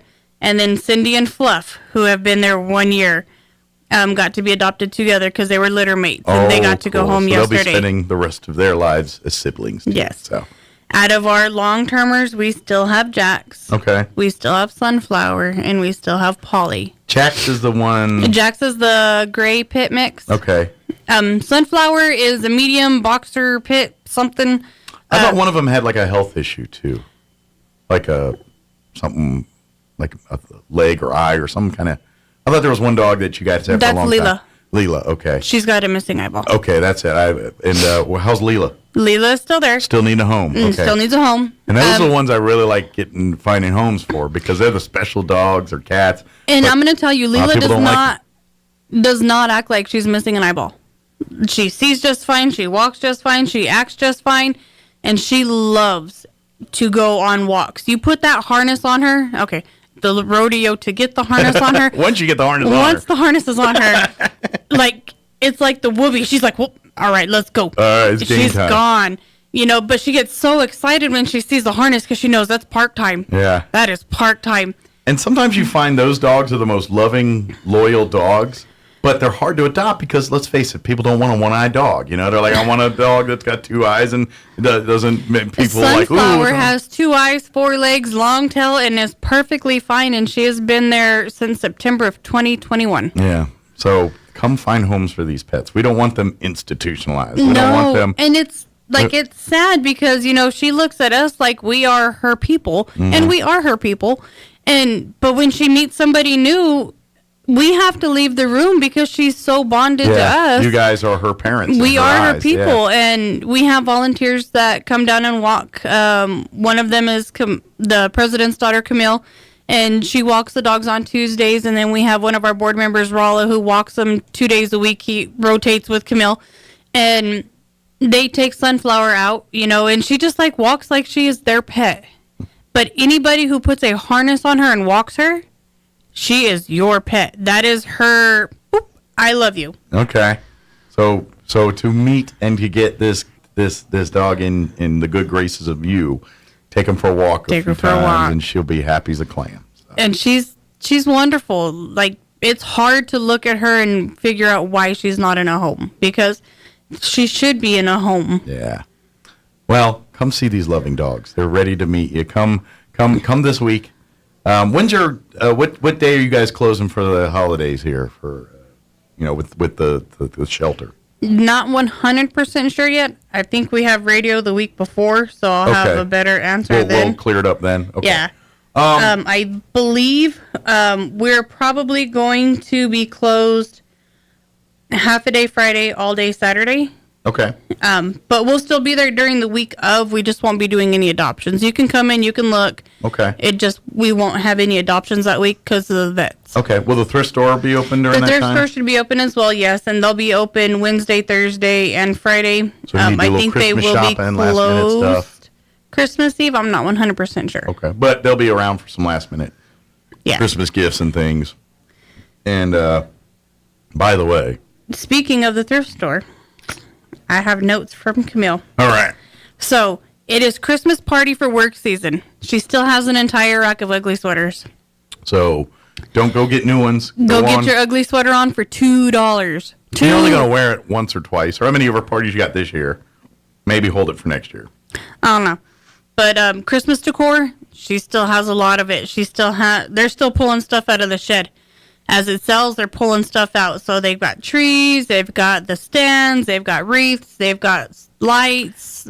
If you're going out and buying new Christmas decorations without first going to the thrift stores, you're not doing it right. You're screwing yourself. Don't do a me. So I wanted specific colors. Okay. And I ordered them online because I couldn't find any, and I was like, it's getting too late. I need to order them. They're that big of balls. So all of that didn't do what you wanted, huh? Nope. Oh, man. They're teeny tiny choke hazards for my dogs. And I was like, I can't put those up. Yeah. So, oh, man. So back to the drawing board. Back to the drawing board. But seriously, though, if you're, especially like new couples or like your first Christmas, you spend a ton of money on a new tree and all that. Don't bother. Go to the thrift store, get a brand new or almost new Christmas tree for pennies on the dollar. Get the Christmas decorator. Now you can focus on the gifts and stuff and not spending the thousands of dollars on decorations that you're just going to stare at for a month and take down when you can get it for a third or a tenth of the price at the thrift store, and it's just as good. Just let some other sucker pay brand new prices for that, and you get the deals and help the thrift store out at the same time. So it does. And so today, with it being Pearl Harbor Day, all veterans will receive 50% off their entire purchase at the thrift store. Okay. With proof their military ID card. Okay. And then also today is going to be half off all wall hanging decor. Okay. So if you need, to put a few more pieces up in the house for the holidays to make it look nice, all that's 50% off. Absolutely. And why spend a ton of money on stuff that literally just sits there and hangs there and you talk about from time to time and something you have to dust every once in a while? That's, why spend top dollar for that when you can get it and enjoy it for a pennies on the dollar? Right. Yeah. And so this Saturday the 10th, they're going to have all hanging clothes half off. So jackets, blouses, dress shirts, pants, anything that's on hangers is going to be 50% off. Nice. And here's the thing, too. A lot of brand new clothing there. So, again, great Christmas gifts for, not... thrift store. Yeah, exactly. Is what I'm saying. Get you, especially kids shopping and clothing where they're outgrowing it as fast as... They outgrow it faster than you can replace it. Go buy used or go buy, let someone else pay the new price. And because that's just it, especially with kids' clothes, they probably outgrew it before they even had a chance to put it on. So they sit there with the tags and stuff, and you got like Granimals and like expensive kids' clothing that's a tenth of the price. Right. Yeah. So. And they have, they always have a large selection of kids' clothes. Always. Yeah.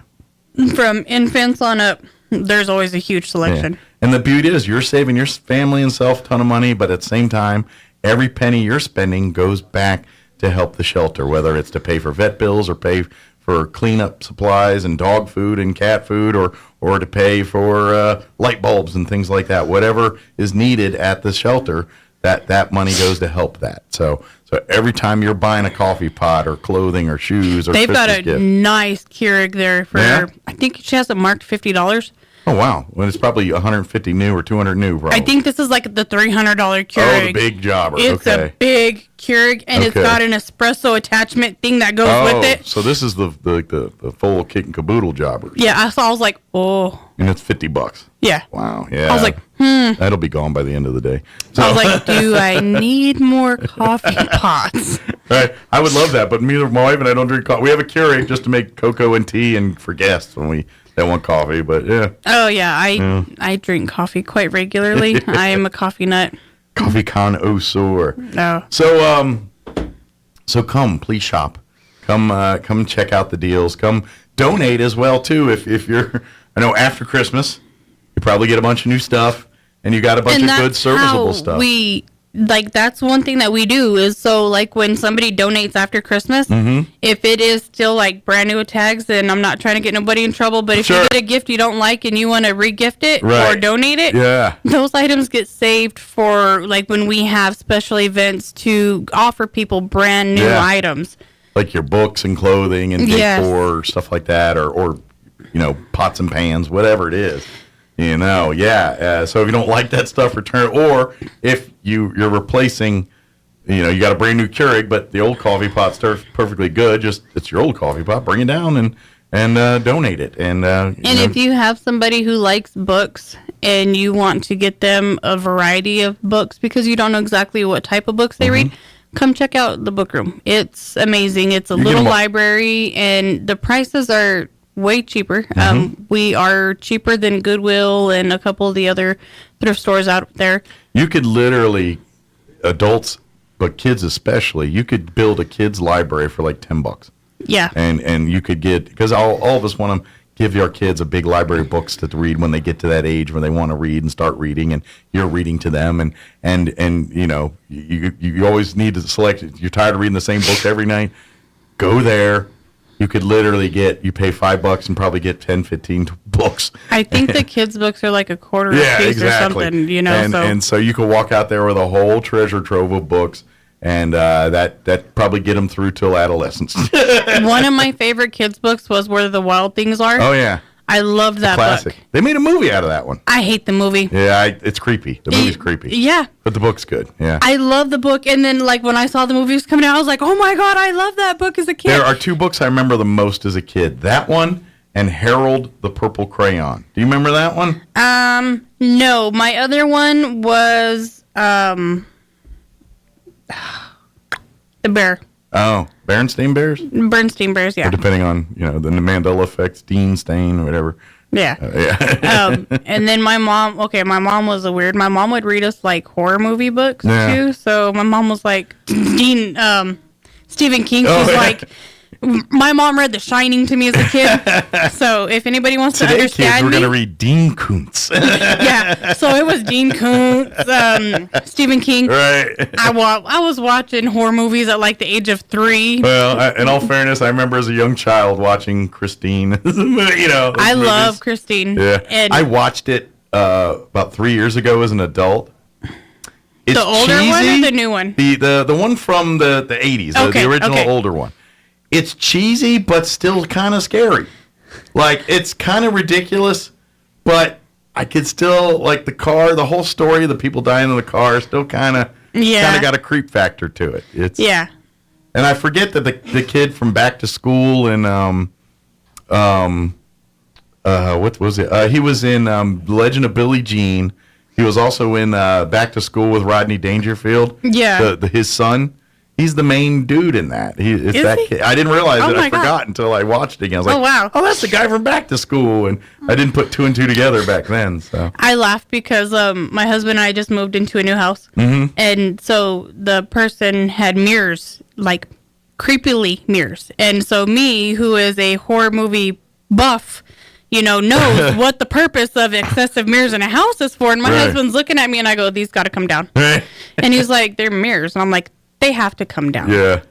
And he's like, why? And I'm like, because somebody was watching their back, and they weren't watching their back for people. They were watching their back for bad things. And I was like, if we find a Ouija board in this house, we're out. And he started laughing. Well, there was a trinket box in there, the music box that you twist upside down and they wind up and start playing music. Yeah. Well, we were in another room and it started going off. Ooh. And so I walked out there and I was like, not today, Satan. And so I picked it up and there's no winder on it. The winders broke off and it started going off. I taped it, put a little a newspaper over it, taped that again, stuck it in a box, and stuck it in another room. I was like, if that goes off, we are not staying. You might have a friend. You don't realize it. No. Is it an older house? It is. Yeah, you might have a friend. Oh, I'm sure I have a friend or two. Ironically, one of the houses I used to live in before, I went across the street and got a preacher. I was like, will you bless my house before I stay here? Quick question. Have the pets reacted weirdly? My dogs aren't in the house yet. Okay. My horse is there, but my dogs aren't there yet. Because I wonder sometimes, like my black and white cat, she's either crazy sometimes or she's seeing things that I'm not seeing. So, okay. So this is just me being weird. Yeah. But if you have wind chimes and you have a single wind chime in your house, if you hear it blowing in your house and dinging, that's supposed to let you know that there's a spirit present in your house. All right. Well, maybe I ought to get me one and put it in the house. I got like 10. Okay. Not hanging up in the house, but I always think it's like light shadows is what I'm thinking that's spooking her. Like she'll see a shadow on the wall and it makes her. But she gets in these moments where she's just growling at nothing, like and then takes off running. I'm like, and part of me I was thinking she's just crazy, but I'm like, is she playing with a ghost? Is there like a ghost that lives here and's like been playing with our cat? There's a ghost cat that's ticking her off. Could be. I don't know, but idle time and creates weird thoughts. So I was just curious if the dogs. Yeah, they haven't. I don't have the dogs there yet. Okay. Because we got to do some cleanup and get stuff situated. So. Well, let me know because that'll be a good indicator. If the dogs start staring at walls or looking weird-eyed at things. My big old Great Dane is the biggest weenie pie ever. Okay, I'm going to rephrase that. He's the biggest weenie pie when it pertains to him, but he's not going to let somebody come near me or my sister. So everybody else is SOL. Okay. But he's such a sissy lala. You drop that, and he's like, what? I'm like, are you permanently haunted? Skittish. Yeah. Some dogs are like that. He's never... Was that a rescue dog? No, unfortunately. Okay. It was my stepdaughter's dog got oopsed. Oh, so I'm sorry. So the entire family took the puppies. Gotcha. So that way they weren't in shelters. Gotcha. So me and my sister have siblings. So you got an Insta family, thanks to you. That's why you spay and neuter people. Well, so her husband argued that his 4-month-old dog couldn't get the dog pregnant, and I was like, his testicles have dropped. Yes, he Hold can. my beer. Check this out. Yeah. So for FYI, if the dogs have balls that have dropped testicles, they can make babies. They are capable of reproducing. Females have to go into heat before they can reproduce. And it's usually, on average, around 6 months is that first heat, usually. Right? So depending on the breed, Chihuahuas and small dogs go into heat typically right after 6 to 8 month age. Bigger dogs, ironically, can wait up until they're a full year before they have their first cycle. Okay. So the smaller dogs more likely will go into heat before a large breed. Cats are on the clock, 6 months. I learned that one. That's how I learned my black and white was a little bit older than we first were told because we were a little. I can't remember why we didn't have her spayed yet. Something was. We got her from the pound, and they usually make you do it too. But I don't. My wife did it. I don't know the circumstances, but we didn't have her spayed yet, and we were scheduled like the next week to go get her spayed, and that weekend she went into heat. And it was the creepiest, saddest thing I've ever seen. This cat, it was wanting such attention, but at the same time, it felt oogie. It felt like I'm like rubbing it, and it's getting way too. I'm like, ew, stop. You're getting too personal here. It's like no, it's bad. I got a wife. I'm not letting you try to get this ain't no creepy deal here. And but yeah, it was sad. But then we got her fixed, and she's fine. But yeah, it was so pathetic to watch her do that. So, I just saw the time. We probably need to start nipping this in the bud here. Yeah. If you want to adopt, yes, come down now. The first, be warned. The week of Christmas here, the shelter will not be open. Thrift store will have some business hours. We'll give you those here as we get a little closer. But yeah, we'll be on the week before Christmas. Yeah, and we'll get you updated there. And then of course, please come right now to adopt. And then of course, come out to the thrift store. Do your Christmas shopping. Do your if you're looking for Christmas decor, especially. She has a ton. I mean, a ton. I get it. We got a lot of stores in town that sell a lot of Christmas, but they sell it brand new and sell it for a lot of money. Go to the thrift store first to look for what you're looking for. If you don't find it there, then go hit these other stores. But I'm betting if you're looking for just a Christmas tree, or something like that, or I just need Christmas lights. I'm not having anything particular. You're going to find everything you need at the thrift store, and you're probably going to come out of there, spend like $80, and you get about $500-$600 worth of lights and Christmas decor, dropping about $50 to $80, I'm guessing. Yeah, I think they have the Christmas lights, depending on how long they are, like $2, $4, $5. Yeah. They're not very. And I might much. be a low ball. You might be get out of there $20 and have $100 worth of. I don't know. Yeah. It's just that cheap. It's just what you do in your shopping and what you're looking for, kind of thing. So, and then of course, I always like if you're looking for recycled art projects and things. If you're looking for knickknacks and stuff, there you can go and create your own Christmas ornaments or gifts and things. And they have use stuff from the thrift store for that. Galore of knickknacks. Yeah. So please come shop. And then, of course, clothing and everything else. If you're like, oh, man, I should invest in a jacket, but I'm not spending $300 for a new coat. Well, go on down to the thrift store and get one for like $15. Get baby socks and put safety pins on them and then stuff them and put it all around the Christmas tree. Yeah. I could see a lot of that do-it-yourself or kind of more of a homemade Christmas kind of thing. I love that. Yeah. So it's a great idea. Anything we missed? I don't think so. RoswellHumane.org is the website. Yep. Go there. Like Crystal said, it's under construction. So if you run into a little cattywampus spot, just be patient. But if you want to become a member, if you want to see what pets are available for adoption, all of that is available to you at the website, RoswellHumane.org. And for the shelter, what's the phone number there? The shelter is 622-8950. Very good. And the thrift store is 623-9210. Get over there. They're about to open in about 7 minutes. Yep, today's Wednesday New Day, so It's half off wall hanging and half off for all active duty or veterans with ID cards. Yep. So, matter of fact, I'm pretty sure there's a gaggle of people as we speak waiting for the doors to open. I'm like, I don't know. I could look on the camera. I'm willing to bet money. There's at least a couple people there waiting. Yep. So, very good. Well, Crystal's always appreciate the visit. We'll see you here in a few weeks. And good luck with your ghost. Yeah. I'm about to be burning some sage. That's right. Get the sage. Get the exorcism going, the whole nine. We need to get it going. Oh, yeah. Thank you, Crystal. Thank you. It is 9:53. Let's pause for news. A quick break before we go. Don't go away.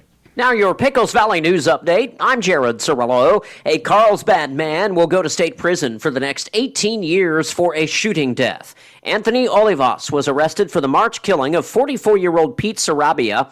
Olivas told Sarabia's family during the sentencing hearing that there was nothing he could do now to mend their pain or loss. He said if he could, he would take back what he did. Police said Olivas' girlfriend had gone to Sarabia's home in an effort to get away from Olivas. And a trial has been delayed in the case against a southeast New Mexico woman charged with throwing her newborn baby in a trash dumpster behind a Hobbs business. Alexis Avila, who is 19 years old, was identified by using surveillance videos. On Tuesday, her defense team asked a judge to delay the December 19th trial because 2 new attorneys had recently been brought in to help in the woman's defense. A judge granted the motion for a delay. The trial date is now scheduled to begin on April 11th of next year. You're up to date. I'm Jared Cirillo reporting. The truth and nothing but. This is the Sean Hannity Morning Minute. Now, I know they call Nouriel Roubini. He's a professor at NYU. We've had him on the program before, Dr. Doom. He says the mother of all economic crises is the ending economic crisis in the global economy. Policymakers will not likely be able to handle. He said following the explosion of leverage bought